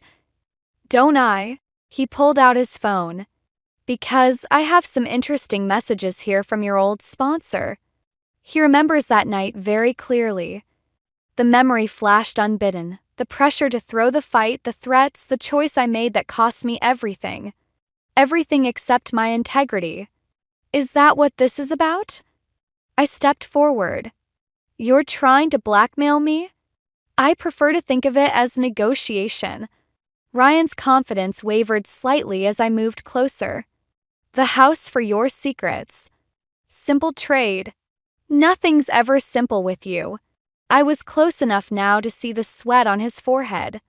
Does Ethan know you're here? Ethan needs to understand what kind of person you really are. That's when I saw Vanessa in her SUV, phone raised, recording everything. Of course, they wanted me to snap to prove I was still violent, still dangerous. But I wasn't that person anymore. Or at least I thought I wasn't. Last chance, Ryan said, dropping the photos at my feet. Sign over the house or everyone learns the truth. I looked at the scattered photos, at my younger self frozen in moments of victory. Then I looked at Ryan, really looked at him, the desperate gleam in his eyes, the slight tremor in his hands. He was terrified. You want the truth? Kept my voice low, controlled. Here it is. I didn't manipulate your grandmother. She saw through you both long before I came along. She knew about the gambling debts, the failed schemes, the money you borrowed from her savings. Ryan's face paled. That's a lie. Is it? Should we ask Jax about those permit applications? The ones with forged signatures? He lunged forward, grabbing my arm. You don't know anything. Years of training kicked in automatically. One fluid movement and Ryan was on the ground, my knee pressed firmly between his shoulder blades. I heard Vanessa scream, car doors slamming. I know everything, I said quietly, holding him down with minimal effort. Every debt, every scheme, every lie. Your grandmother knew too. That's why she changed her will. Let him go. Vanessa was running towards us, phone still recording. You're proving everything we said about you. I released Ryan and stepped back, keeping my stance ready. He scrambled up, face red with rage and humiliation. You're done, he spat. When Ethan sees this. When I see what? We all turned. Ethan stood at the edge of the lot, expression unreadable. Behind him was Jax, holding a thick folder. "Perfect timing," Jax said, smiling. "I was just coming to discuss those permit applications with Ryan. And look, we have witnesses." Color drained from Ryan's face. Vanessa's phone lowered slowly. "Ethan," Ryan started, but his brother held up a hand. "I saw everything," he said quietly. "And I heard everything." He moved to stand beside me, his hand finding mine. "It's over, Ryan. All of it. Choice I'd made years ago, to walk away rather than compromise my principles, had cost me a career." But standing there, feeling Ethan's support, seeing Ryan and Vanessa's schemes crumbling, I knew I'd make the same choice again. Sometimes the biggest victories come from knowing when not to fight. But sometimes you have to show them exactly what you're capable of. Carter family gathering felt more like a powder keg waiting to explode. I watched from our kitchen as relatives filled the backyard, their cheerful conversations masking the tension underneath. Ethan squeezed my hand, a silent reminder that we had a plan. But plans have a way of falling apart. "Ready?" he asked, checking his phone where Jax's message waited. "Documents in hand." "On my way." I nodded, though my stomach churned. After the parking lot incident, Ryan and Vanessa had gone suspiciously quiet. Too quiet. "Well, isn't this cozy?" Vanessa's voice cut through the crowd as she and Ryan approached. She carried a thick manila envelope that made my skin crawl. Family all together, just like old times. Ryan wouldn't meet our eyes, but something in his stance set off warning bells in my head. He looked satisfied, like someone who knew they'd already won. "Before everyone sits down," Vanessa announced loudly, "we have something to share." She pulled documents from her envelope. Some interesting information about dear Lila's past. The chatter died down. I felt dozens of eyes turn toward me. "Vanessa," Ethan started, but she spoke over him. "Did you know your sweet librarian was involved in illegal betting? That she took money to throw fights?" She smiled coldly. "We have proof." My chest tightened. "That's not." "And that's not all," Ryan finally spoke, his voice carrying across the yard. "We found something else. About Grandma's last days." Ethan stiffened beside me. "This wasn't part of the plan." "Turns out," Ryan continued, "there were some interesting withdrawals from her accounts. Large ones. Right around the time Lila moved in to help care for her. The accusations hung in the air like poison. I saw doubt creep into the relatives' faces, heard their whispers. "Show them the rest," Vanessa urged her husband, pulling out more papers. "About how she manipulated." "Stop." Ethan's voice cut through the tension. "Just stop." "Why?" Ryan challenged. "Afraid of the truth? About how your girlfriend stole what should have been mine." I waited for Ethan to defend me, to reveal what we knew about Ryan's schemes. Instead, he hesitated just for a moment. But that moment was enough. "Ethan," I whispered. He looked between me and his brother, torn. "I need to see those documents." The ground seemed to shift under my feet. After everything, after the parking lot, after all our planning, he still doubted me? "You don't need to see anything," I said quietly. "You just need to trust me." But he was already reaching for the papers Vanessa held out triumphantly. The same papers we'd planned to expose as forgeries when Jax arrived. My phone buzzed. "Accident on May. Delayed 20 minutes. Hold them off." Too late. "Oh my," Vanessa gasped theatrically as she read over Ethan's shoulder. "These bank records." "Lila, how could you?" The documents were lies. I knew they were lies. But watching Ethan's face change as he read them, seeing the doubt creep in despite everything we'd been through. "I can explain," I started, but the words felt hollow. How do you explain away carefully crafted lies when the truth sounds just as unbelievable? Ryan moved closer, his voice low enough that only I could hear. "You should have taken the deal." "Now you lose everything." I looked around at the judging faces, at Ethan still reading those poison papers, at the home I'd fought so hard to protect. Everything I'd built, everything I'd changed about myself, crumbling because of carefully constructed lies. "I trusted you," Ethan finally said, his voice breaking. "After everything with Ryan, I chose you." "You still can," I whispered. "Just wait." "For what?" Ryan interrupted. "More lies? More manipulation?" Crowd had grown silent, watching the drama unfold. I saw phones recording, faces I'd grown to love now twisted with suspicion and judgment. In that moment, I realized something terrible. Sometimes the truth doesn't matter. Sometimes the story people want to believe is stronger than reality.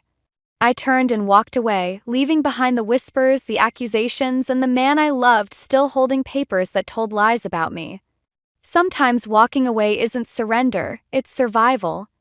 But I wasn't done. Not yet.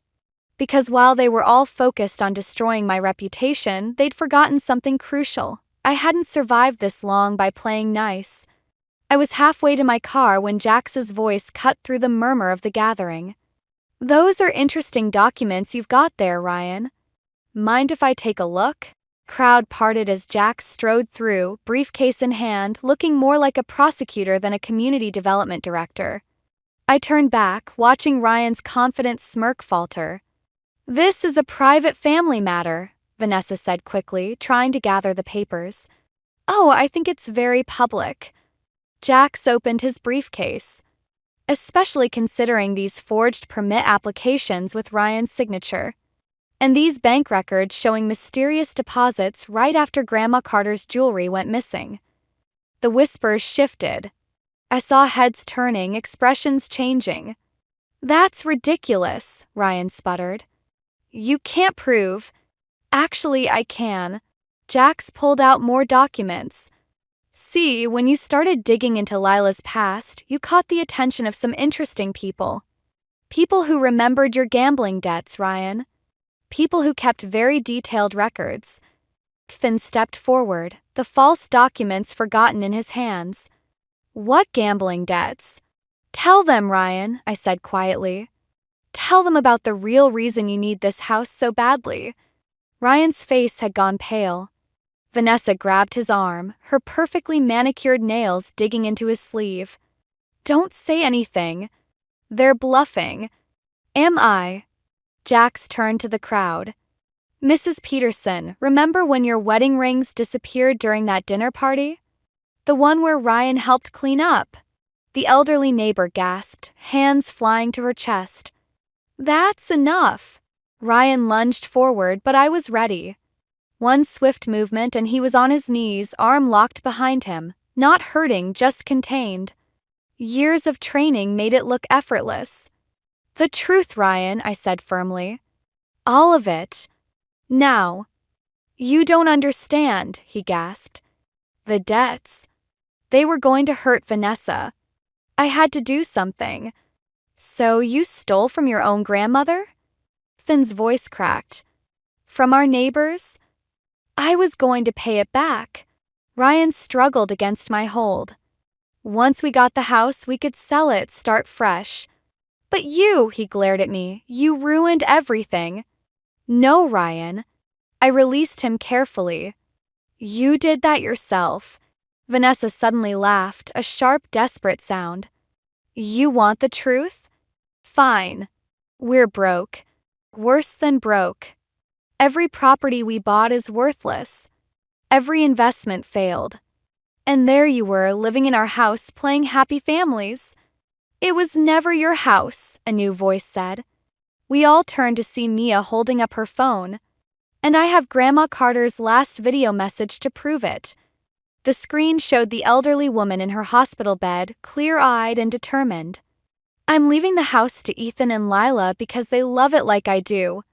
They'll preserve it, not sell it for quick cash like Ryan wants. I know about the stealing, the gambling. I'm not angry, just disappointed. The house needs protectors, not profiteers." Silence fell over the gathering.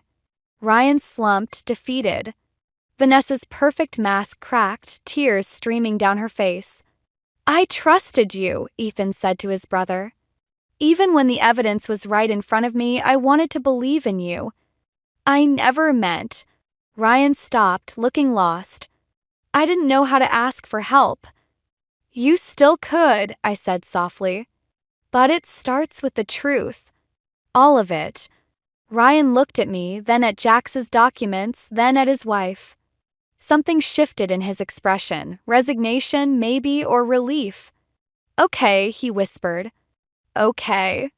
As Ryan began to speak, confessing everything, I felt Ethan's hand slip into mine. An apology, an acknowledgement, a promise. Sometimes victory isn't about winning the fight. Sometimes it's about giving your opponent the chance to surrender with dignity, to choose truth over pride. I'd learned that lesson the hard way years ago in the ring. Now, watching Ryan finally face his demons, I realized that maybe some fights are won not by striking, but by standing firm until the truth has nowhere else to hide. The house would stay ours, but more importantly, the truth would stay too, all of it, mine and Ryan's both. 'Cause sometimes the only way forward is to stop running from your past and learn to walk with it instead. 6 months after the confrontation, I found another note in our mailbox. My hands didn't shake this time as I opened it, though my heart skipped when I recognized Ryan's handwriting. "We're in Seattle now," it read. "Starting over. Really starting over. Thank you for not pressing charges. For giving us a chance to make things right." I sat on our porch swing, the same spot where this all began, and finished reading. Ryan had entered rehab for his gambling addiction. Vanessa was working at a real estate firm, legitimately this time. They were in therapy, both together and separately. "Everything okay?" Ethan appeared in the doorway, concern etched on his face. "Old hobbits die hard." "Your brother wrote." I handed him the letter. "They're doing better." He read in silence, then settled beside me on the swing. The evening air was cool, carrying the scent of Mrs. Peterson's roses. She'd finally forgiven us for all the drama after Ryan returned her wedding rings, along with a heartfelt apology. "Do you ever regret it?" Ethan asked quietly. "Showing mercy instead of pressing charges?" I thought about that moment after Ryan's confession when everyone expected me to demand justice, to make them pay for every threat, every lie. Instead, I'd offered a choice: face the consequences legally or take the chance to rebuild their lives somewhere else. "No," I said finally. "Some fights aren't worth winning if the victory costs too much." Ethan nodded, understanding what I meant. His relationship with Ryan was different now, cautious, fragile, but healing. Like a broken bone that needed time to mend properly. "Jax called today," he mentioned, changing the subject. "The community center wants you to teach self-defense classes. Said something about putting your skills to better use than throwing his brother-in-law around parking lots." I laughed, surprising myself. The sound echoed across our front yard, where neighborhood kids now played freely, no longer afraid of the scary librarian with the mysterious past. "Maybe I will," I mused. "It might be time to stop hiding who I am." "You never had to hide," Ethan said softly. "I'm sorry I ever made you feel like you did." Before I could respond, a car pulled into our driveway. Mia stepped out, carrying a folder of library event plans, while Jax followed with takeout bags. "Family dinner?" Mia called out, waving the folder. "We can plan the summer reading program while we eat." Family. The words settled warmly in my chest. Not just Ethan now, but Mia and Jax too. Even Mrs. Peterson, who'd taken to leaving her famous apple pies on our porch every Sunday. As we moved inside, I caught sight of my reflection in the window. Not just the librarian, not just the fighter, but something in between. Something whole. The house creaked softly around us, familiar and welcoming. Grandma Carter would have loved this, I thought. Not just preserving the building, but filling it with new life, new memories. Later that night, after our friends had left, I found one last surprise in Ryan's letter, a small key taped to the bottom of the page. "Found this in our things," his postscript read. It belongs to Grandma's old jewelry box. The real one, not the decoy she kept on her dresser. Maybe you'll have better luck finding it than we did. I showed Ethan, watching his eyes light up with recognition. The attic, he said. She always told us the house had secrets, but only for those patient enough to discover them properly. Tomorrow we'd climb into the attic and search for that hidden box. Tomorrow we'd add another chapter to this house's story. But for now, I was content to sit with Ethan, listening to our home's quiet breathing, feeling the perfect balance between my past and present. The last light of day filtered through our windows, casting long shadows that looked almost like they were dancing. Somewhere in Seattle, Ryan and Vanessa were building a new life. Here, in this house that had seen both battle and peace, we were building something too. Not just a home, but a testament to the fact that sometimes the strongest victories come not from defeating your enemies, but from helping them find their way back to themselves. I should have known something was wrong the moment Vanessa's face lit up at the dinner table. My sister-in-law never shows genuine enthusiasm unless she's about to go for someone's throat. My name is Harper, and until last night, I thought I had finally reached a point where I could sit through a family dinner without feeling like my heart was being ripped out. It's been 14 months since we lost Oliver, my 8-year-old son, and while the pain never really goes away, I'd learned to carry it differently. I've been thinking, Vanessa announced, swirling her wine glass with perfectly manicured fingers, about Oliver's college fund. The table went silent. My husband Ethan's fork froze halfway to his mouth. Even his parents, Charles and Linda, stopped eating their roast beef to stare at Vanessa. Since Alex is heading to college next year, she continued, her voice dripping with what she probably thought was compassion. And the money is just sitting there? I felt the room tilt sideways. The college fund. Oliver's college fund. The one we'd started the day he was born. The one that still had his crayon-drawn Harvard application stuck to its folder. The one I couldn't bring myself to close because it felt like admitting he'd never need it. Vanessa, Ethan warned, his hand finding mine under the table. I'm just being practical, she pressed on, ignoring the warning signs. Alex has his heart set on Yale, and with Greg's music career being what it is. She shot an accusatory glance at her husband, who suddenly seemed very interested in his mashed potatoes. Linda cleared her throat. Perhaps this isn't the best time. When is the best time? Vanessa's voice took on that familiar edge, the one that always preceded her most devastating blows. It's been over a year. We need to be realistic about these things. I stood up so quickly my chair scraped against the hardwood floor. Excuse me, I managed to say, though my throat felt like it was closing up. I need some air. The back porch had always been my sanctuary in the Winslow family home. It's where I used to sit with Oliver during these weekly dinners, making up stories about the constellations. He'd always insisted that the Big Dipper was actually a giant robot arm reaching down to scoop up star soup. The door creaked open behind me. Harper. It was Ethan. I'm so sorry. I had no idea she would. Don't. I wrapped my arms around myself, fighting against the autumn chill. Just don't make excuses for her. Not this time. He stepped closer, and I could feel his internal struggle, the architect in him always trying to fix things, to make broken pieces fit together again. She's not thinking clearly. With Alex's college applications and their financial situation, our son's memory isn't her personal piggy bank, I snapped, finally turning to face him. In the dim porch light, I could see the pain in his eyes matching my own. And you know what makes it worse? She's not even doing this for Alex. She's doing it because she can't stand that we had something she couldn't touch.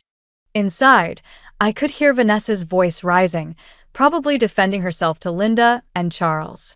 Through the window, I caught a glimpse of Greg slipping out the front door, likely heading for his usual cigarette escape. I want to leave, I said quietly. Now. Ethan nodded, but before we could move, Vanessa's voice carried through the open window. It's not healthy, the way they're holding on to everything. Oliver wouldn't have wanted. Something snapped inside me. The grief I'd been carefully managing for 14 months transformed into something else entirely. Something darker. Something that whispered that maybe it was time Vanessa learned what it felt like to lose something precious.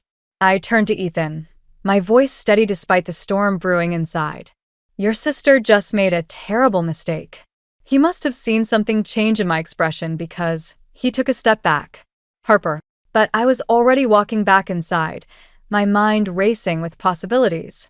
Vanessa had always been so proud of her perfect life, her perfect image. Perhaps it was time someone showed everyone what lay beneath that carefully constructed facade. After all, she'd just given me permission to be practical about family matters. The morning after the dinner disaster, I found myself sitting in my classroom, staring at 30 blank journals I'd bought for my creative writing students. Usually, these empty pages filled me with possibility. Today, they just reminded me of all the stories Oliver would never write. My phone buzzed. Another message from Ethan. Mom wants to host a makeup dinner this weekend. Says we need to clear the air. I switched off my phone without responding. Clear the air? The air was perfectly clear. Vanessa had shown exactly who she was, and no amount of Linda's famous pot roast was going to fix that. A knock at my classroom door startled me. Greg, of all people, stood there, looking as out of place in a high school as his vintage band t-shirt suggested. Harper? Got a minute? I gestured to an empty student desk, watching as he folded his lanky frame into it. Greg had always been the family outlier, the struggling musician who'd somehow caught the attention of status-obsessed Vanessa. Look, he started, running a hand through his graying hair. About last night. If Vanessa sent you. She doesn't know I'm here. He shifted uncomfortably. Actually, she doesn't know a lot of things these days. Something in his tone made me pause. What do you mean? The Yale thing. Greg leaned forward, lowering his voice. It's not just about Alex's future. Vanessa's been, well, let's just say her real estate commission checks aren't matching the lifestyle she's broadcasting on social media. The revelation hit me like a splash of cold water. She's in financial trouble? Remember that luxury condo listing she was bragging about last month? It fell through. Third big deal this year to collapse. He glanced at the door, as if expecting Vanessa to materialize.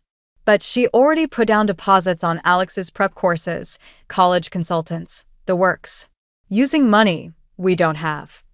I thought about Vanessa's designer outfits, her new car, the lavish Sweet 16 party she was planning for Alex, all while eyeing Oliver's college fund like a vulture. Why are you telling me this? Greg's face darkened. Because last night wasn't about helping Alex. It was about saving face. And I'm tired of watching her tear people down to build herself up. Before I could respond, my phone lit up with a text from Linda. Family meeting. Tonight. Non-negotiable. Greg spotted the message and winced. Good luck with that. I'd come for moral support, but I've got a gig. How convenient, I muttered. Hey. He stood up, adjusting his leather jacket. Just remember something. Vanessa's never gotten over the fact that you got the good brother. The family meeting was exactly as excruciating as I'd expected. Linda had arranged everyone in the living room like pieces on a chessboard, Vanessa and I on opposite couches, Ethan between us. Charles in his armchair playing referee. We're family, Linda insisted, passing around coffee nobody wanted. We need to work through this. Vanessa dabbed at her eyes with a tissue. I only meant to help. Harper's always been so sensitive. Sensitive. The word shot out before I could stop it. You tried to raid my dead son's college fund. That's not fair, Vanessa protested. Alex is family too. Oliver would have wanted. Don't. My voice came out sharp enough to crack glass. Don't you dare tell me what my son would have wanted. Ethan reached for my hand, but I pulled away. The movement caught Vanessa's eye, and something shifted in her expression, a flash of satisfaction at the distance between us. That's when it hit me. This wasn't just about money. Vanessa wasn't just trying to solve her financial problems. She was trying to prove something. To drive a wedge between Ethan and me. To show everyone that perfect Harper wasn't so perfect after all. You know what? I stood up, surprising everyone, including myself. You're right, Linda. We are family. And family should know everything about each other. Every secret. Every lie. every hidden truth. Vanessa's face went pale. What are you talking about? I smiled, thinking of Greg's visit. Why don't we start with your real estate business, Vanessa? I hear things aren't quite as successful as you've been claiming. The room went silent. In that moment, looking at Vanessa's stricken face, I realized something else. This wasn't going to end with just one family meeting. This was war. You need to see this. Melissa slid her laptop across the coffee shop table, her lawyer face firmly in place. I'd known her since college, and that expression usually preceded bad news. The screen showed a series of bank statements. Not mine, Vanessa's. How did you? Greg came to my office yesterday, Melissa cut in, stirring her untouched latte. He's thinking about divorce. Wanted to know his options. These records are interesting. I scrolled through the transactions, each one making my stomach twist tighter. Designer clothes, spa treatments, expensive restaurants. But what caught my eye were the regular transfers to an account labeled Alex's Future. That's their college fund, I murmured. Was their college fund? Melissa tapped the screen. Look at the withdrawals. The numbers told a story that made me feel sick. Vanessa hadn't just been dipping into Alex's college fund, she'd nearly drained it. All while eyeing Oliver's money like it was her personal backup plan. There's more, Melissa said quietly. Remember that charity fundraiser she organized last spring? The one for children's cancer research. My head snapped up. The one she dedicated to Oliver?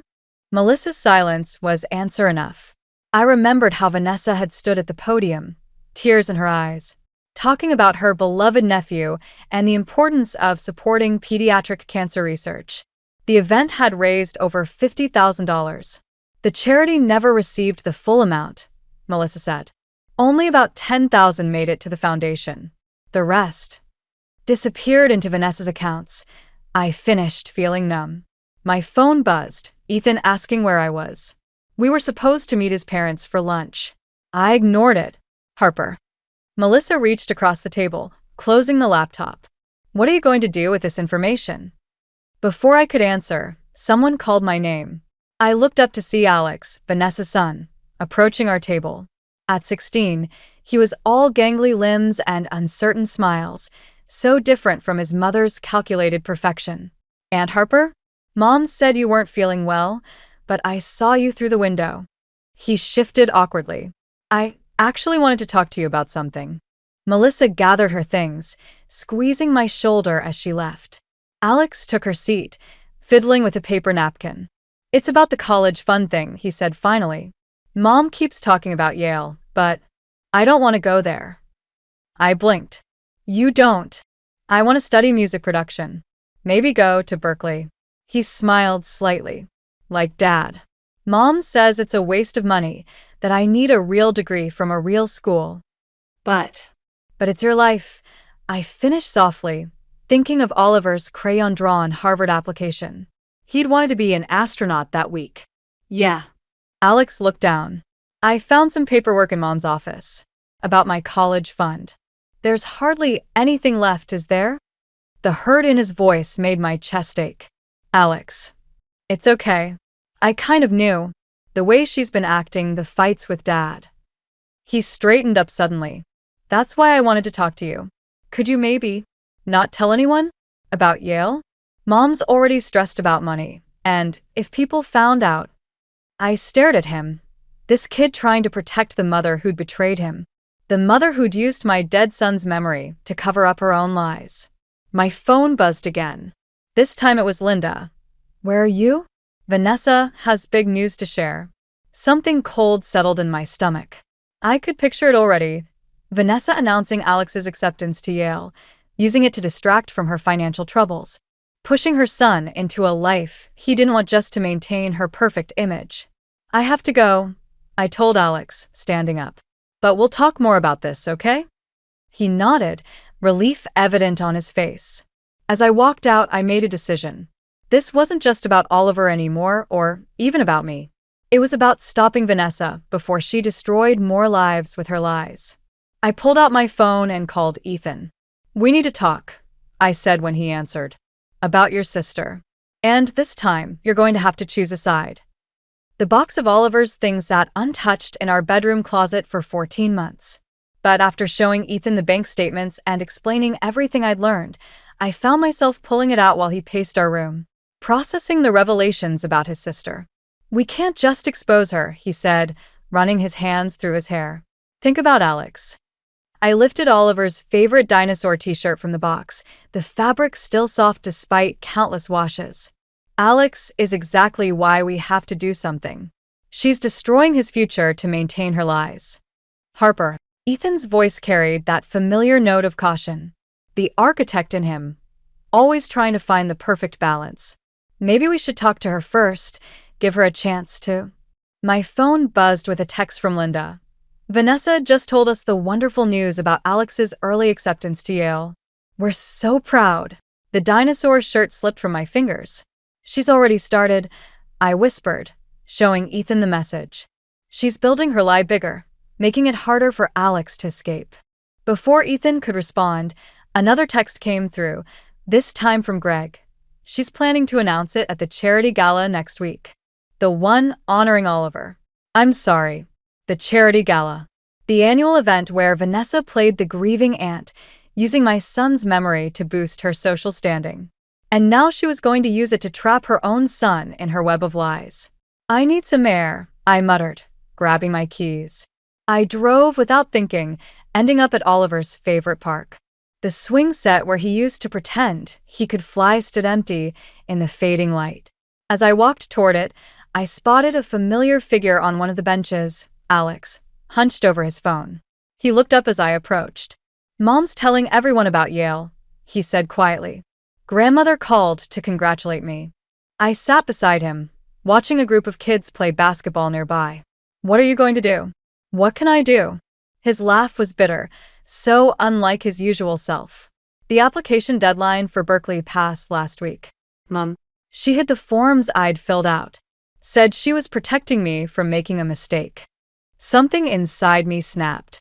Not the hot, angry break from before, but a cold, clear certainty. What if you could still go? To Berkeley? Alex turned to me, confusion evident on his face. How? I thought about Oliver's college fund, still sitting untouched. About how he'd loved music, always dancing to Greg's guitar playing at family gatherings. About how he'd want his money to help someone chase their dreams, not enable more lies. "Let me worry about that," I said. "But first, I need you to be sure. Really sure. Because what happens next? It's going to change everything." My phone buzzed again, Ethan calling. I ignored it. "I'm sure," Alex said firmly. "I'm tired of pretending to be who she wants me to be." When I got home, Ethan was waiting with an expression I'd never seen before. "Vanessa called," he said. "She knows you were talking to Alex. She's threatening to sell Oliver's story to that true crime podcast that's been contacting us. Says if we expose her finances, she'll tell everyone her version of what happened that day at the pool." The world tilted sideways. Nobody in the family talked about that day, about how Vanessa had been watching Oliver while I was at a writing conference. About how she'd been too busy on her phone to notice him slip away. She wouldn't. I breathed, but I knew better. Vanessa would burn everything down to protect her image. Ethan reached for me, but I stepped back. "We have to choose," I said. Right now. "Between protecting Oliver's memory and exposing the truth." "Harper." No. My voice was steady despite the storm inside. "I'm done letting her use our son as a weapon. If she wants to tell her version, let her. But first, she's going to learn what it really means to lose everything." I pulled out my phone and dialed Melissa's number. "Remember that evidence about the charity money? It's time. And Melissa? Make it public." Sometimes, protecting what matters means being willing to watch everything else burn. The annual charity gala was Vanessa's moment to shine, but tonight, the crystal chandeliers of the Grand Hotel ballroom cast shadows that felt more like judgment than glamour. I watched her work the room, her designer dress catching the light as she shared her fabricated tale of Alex's Yale acceptance with anyone who would listen. Ethan squeezed my hand under the table. "We don't have to do this here." But we did. Because Vanessa had chosen this place, this event dedicated to Oliver's memory, to cement her lies. The irony wasn't lost on me. Melissa's text lit up my phone. Documents are ready. Just say when. I spotted Alex at the bar, nursing a glass of soda, his shoulders tense as another well-wisher congratulated him on Yale. Greg caught my eye from across the room and gave a slight nod. Everything was in place. Linda clinked her glass, calling for attention. Before Vanessa makes her special announcement, I'd like to thank everyone for supporting our family's charity work in memory of our beloved Oliver. My chest tightened. Oliver, who would never get to choose his future, who would never have his dreams stolen by someone else's lies. And now, Linda continued, Vanessa has some wonderful news about Alex's future. I stood up, my chair scraping against the marble floor. Actually, I have something to say first. The room fell silent. Vanessa's perfectly composed smile flickered. Harper, she warned, this isn't the time. It's exactly the time. I pulled out my phone, hands steady despite the adrenaline coursing through me. Because while we're all here celebrating Oliver's memory, there's something you should know about last year's charity funds. Charles stepped forward, ever the patriarch trying to maintain order. Harper, please. $40,000, I said clearly, my voice carrying across the suddenly silent room. That's how much never made it to the Children's Cancer Research Foundation. Would you like to explain where it went, Vanessa? The color drained from her face. You're lying. The bank records say otherwise. I turned to the crowd. The same records that show how she drained Alex's college fund to maintain her lifestyle. The same Alex she's now forcing into Yale against his wishes. Gasps and whispers filled the room. Alex straightened at the bar, something like hope crossing his face. You want to talk about bank records? Vanessa's voice turned sharp, desperate. Let's talk about that day at the pool. About how you left Oliver with me when you knew. When I knew what? The words came out like ice. That you'd be too busy chasing real estate deals to watch him? That you'd lie about checking on him every 15 minutes. Ethan stood beside me, his presence steady. Vanessa, stop. No. She whirled on him. She's trying to destroy me, and you're letting her. I'm your sister, and Oliver was your nephew. My voice cracked. But that didn't stop you from using his memory to fund your lies. Linda stepped between us, but it was too late. Vanessa lunged forward, grabbing my phone. In the struggle, she knocked over a glass of wine, staining her pristine dress crimson. Show them the rest, she hissed. Show them how you've been investigating me, plotting against me. Show them what a perfect, grieving mother you really are. Mom, stop. Alex's voice cut through the chaos. He stood there looking younger than his 16 years. Just stop lying. Please. The silence that followed was deafening. Vanessa looked around the room, at the faces of friends and family now clouded with doubt and disappointment. Her carefully constructed world was crumbling. You'll regret this, she whispered, but her voice shook. All of you. She grabbed her purse and stormed out, leaving behind a room full of shocked witnesses and shattered illusions. I felt Ethan's arm around me, steadying me as my legs threatened to give out. We'd done it. We'd exposed the truth. But as I looked at Alex's lost expression, at Linda's tears, at Charles's rigid disappointment, I wondered, at what cost? Greg approached, holding out a folded paper. Found this in Vanessa's office while she was getting ready. It's from Oliver's last day. Maybe you should read it. My hands trembled as I took it, recognizing my son's messy handwriting. Sometimes victory feels a lot like loss. The morning after the gala, I found Oliver's memorial garden destroyed. His favorite blue hydrangeas torn from the earth, the small stone bench overturned, and the plaque with his name spray-painted black. But what broke me wasn't the destruction. It was the Yale acceptance letter left in the middle of it all. Alex's name crossed out and replaced with Oliver's. I stood there, still in my pajamas, as morning dew soaked through my slippers. Ethan came running out when he heard my scream. I'll call the police, he said, already dialing. Don't. My voice sounded hollow, even to me. We both know who did this. His hand dropped. Harper. She won. The words tasted like ash. Is that what you want to hear, Vanessa? You won. I shouted at the empty street, not caring who heard. Ethan tried to pull me inside, but I shrugged him off. I started picking up the scattered plants, my hands trembling. These flowers were the same shade as Oliver's eyes. He used to say they looked like little pieces of sky falling to earth. My phone buzzed. Linda calling again. I'd been ignoring the family's messages since last night, but this time I answered. Have you seen the news? Her voice shook. I hadn't. I'd been too focused on the garden. But when I opened my laptop, there it was. Local charity fraud scandal claims unexpected victim. The article detailed how Alex, distraught over the revelations about his mother and college fund, had attempted to run away last night. He'd been found at the bus station, hypothermic and scared.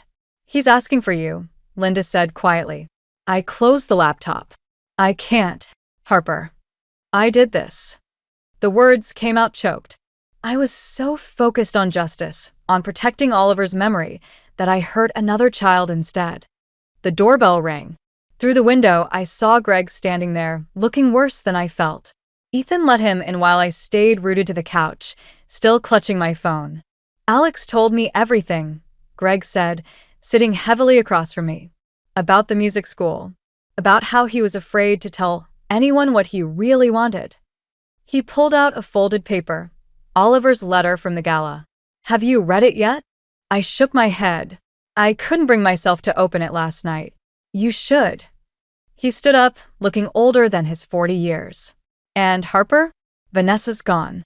Took everything from our accounts and disappeared. She left a note saying she's going to make sure everyone knows the truth about that day at the pool. My stomach lurched. Greg, Save it. His voice was tired rather than angry. We all failed these kids, didn't we? You, me, Vanessa. We were so caught up in our adult drama that we forgot what really mattered. After he left, I finally opened Oliver's letter with shaking hands.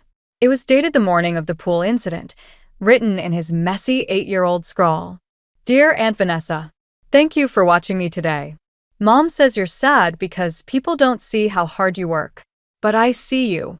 You're like the moon. Sometimes you hide, but you're always there. Can we have pizza for lunch? Love, Oliver. The paper slipped from my fingers. All this time, I'd been fighting to protect Oliver's memory, but I'd twisted it into something he would have hated. My sweet boy, who saw good in everyone, even in Vanessa's hidden parts. Ethan found me still sitting there an hour later, staring at nothing. The police called, he said softly. They want to talk to us about pressing charges over the garden. I thought about Alex at the bus station, about Oliver's letter, about how revenge had poisoned everything it touched. No, I whispered. No more destruction. Oliver wouldn't want. My voice broke as a wave of nausea hit me. I barely made it to the bathroom in time. As I knelt on the cold tile, Ethan holding my hair back, I remembered something I'd been too stressed to notice. I was late. The universe, it seemed, had a twisted sense of timing. The pregnancy test sat on my bathroom counter like a time bomb when Melissa called. Vanessa's back. She's at Oliver's Memorial Park. Of course she was. Where else would she go to deliver whatever final blow she'd planned? I'm calling the police, Melissa said. No. I grabbed my keys. This ends between us. The Memorial Park was 3 blocks from our house, a small playground with Oliver's name on a bronze plaque. Even before I saw her, I heard Vanessa's voice carrying across the empty swings. I knew you'd come. She sat on the bench where I used to read to Oliver, a manila envelope in her lap. Her designer clothes were wrinkled, her perfect makeup gone. Couldn't resist one last confrontation. What do you want, Vanessa? She laughed, a hollow sound. Want? I wanted my son to be successful. I wanted my family's respect. I wanted to stop being the screw-up sister who married a failing musician while perfect Harper got everything. I lost my child, and I lost myself. She stood up, envelope clutched to her chest. Every day, watching you and Ethan, seeing how everyone rallied around her grief while She swallowed hard. Do you know what it's like, being the one who survived that day? The one everyone blamed. I never blamed. You didn't have to. It was in every look, every conversation. Poor Harper, lost her son. While I was just the careless aunt who checked her phone instead of watching him.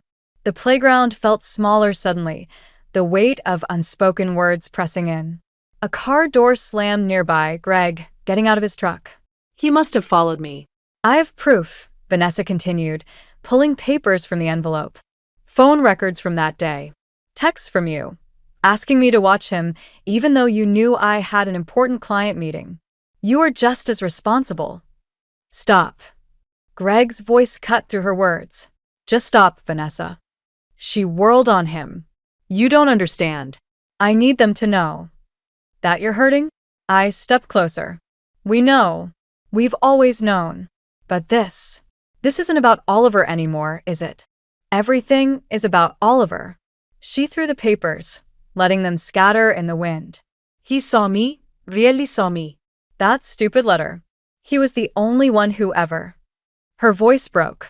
Greg moved toward her, but she backed away. I can't give you absolution, Vanessa, I said quietly. But I can give you this. I pulled out the pregnancy test from my pocket. I'm carrying your niece or nephew.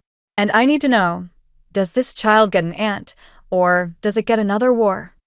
The silence stretched between us, broken only by the creaking of empty swings. I found Alex's Berkeley application, Greg said softly. The one you hid. He's got real talent, Vanessa. Like me. Is that what scared you? Vanessa's shoulders slumped. For the first time since Oliver's death, I saw her. Really saw her. Not the perfect sister-in-law, not the vengeful antagonist, but someone as broken as I was, just wearing different scars. I don't know how to be anything else, she whispered. Then learn. I touched my stomach.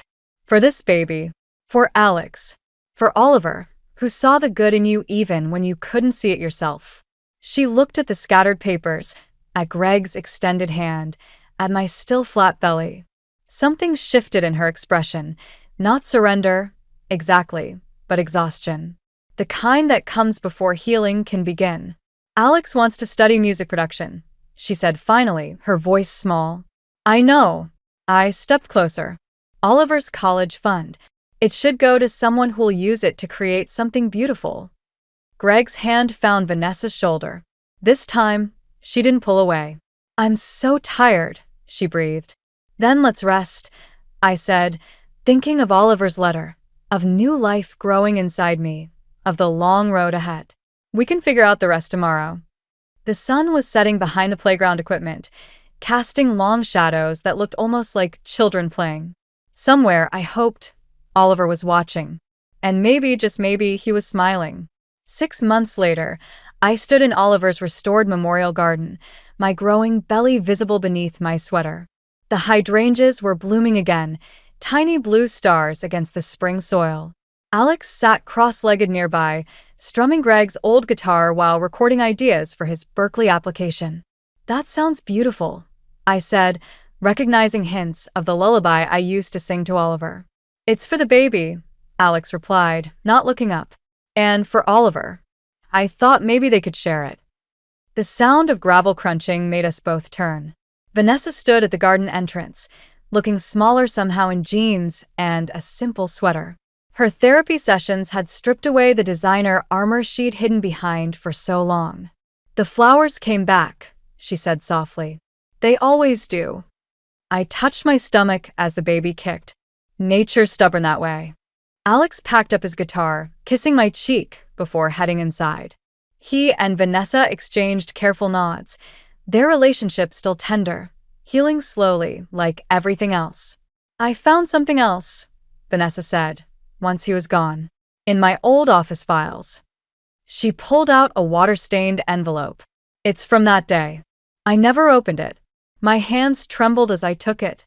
Inside was a crayon drawing, stick figures of our whole family, Oliver's last artwork. He'd labeled everyone, Mommy, Daddy, Aunt Nessa, Uncle Greg, Alex. Above us all, he'd drawn a huge moon. Like your letter, I whispered. About you being the moon. Harper, I know. And I did. Some wounds never fully heal, but they can transform into something else. Something that reminds us we survived. The back door opened and Ethan emerged with Linda and Charles. They carried boxes of Oliver's old toys, the ones we'd finally decided to donate to the children's hospital.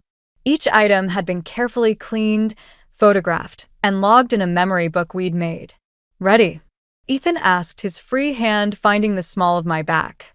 I nodded, watching Vanessa pick up a box without being asked. She'd been doing that lately, showing up, helping, trying to rebuild trust one small action at a time. "I have the nursery photos," Linda said, her iPad ready. "If you want to see the final design." We gathered around, looking at the room Ethan had architected. He'd incorporated subtle nods to Oliver, constellation wallpaper, a tiny toy dinosaur painted into the mural, a music box that played that same lullaby Alex was working on. "It's perfect," I said, meaning it. "The baby's lucky," Vanessa murmured, "to have all this love waiting." "So were we," I replied, meeting her eyes. "We just forgot sometimes." Later that night, after everyone left, I sat in the nursery's rocking chair. The moon cast shadows through the window, dancing across the constellation wallpaper. I thought about Oliver's drawing, about how he saw us all connected under the same sky.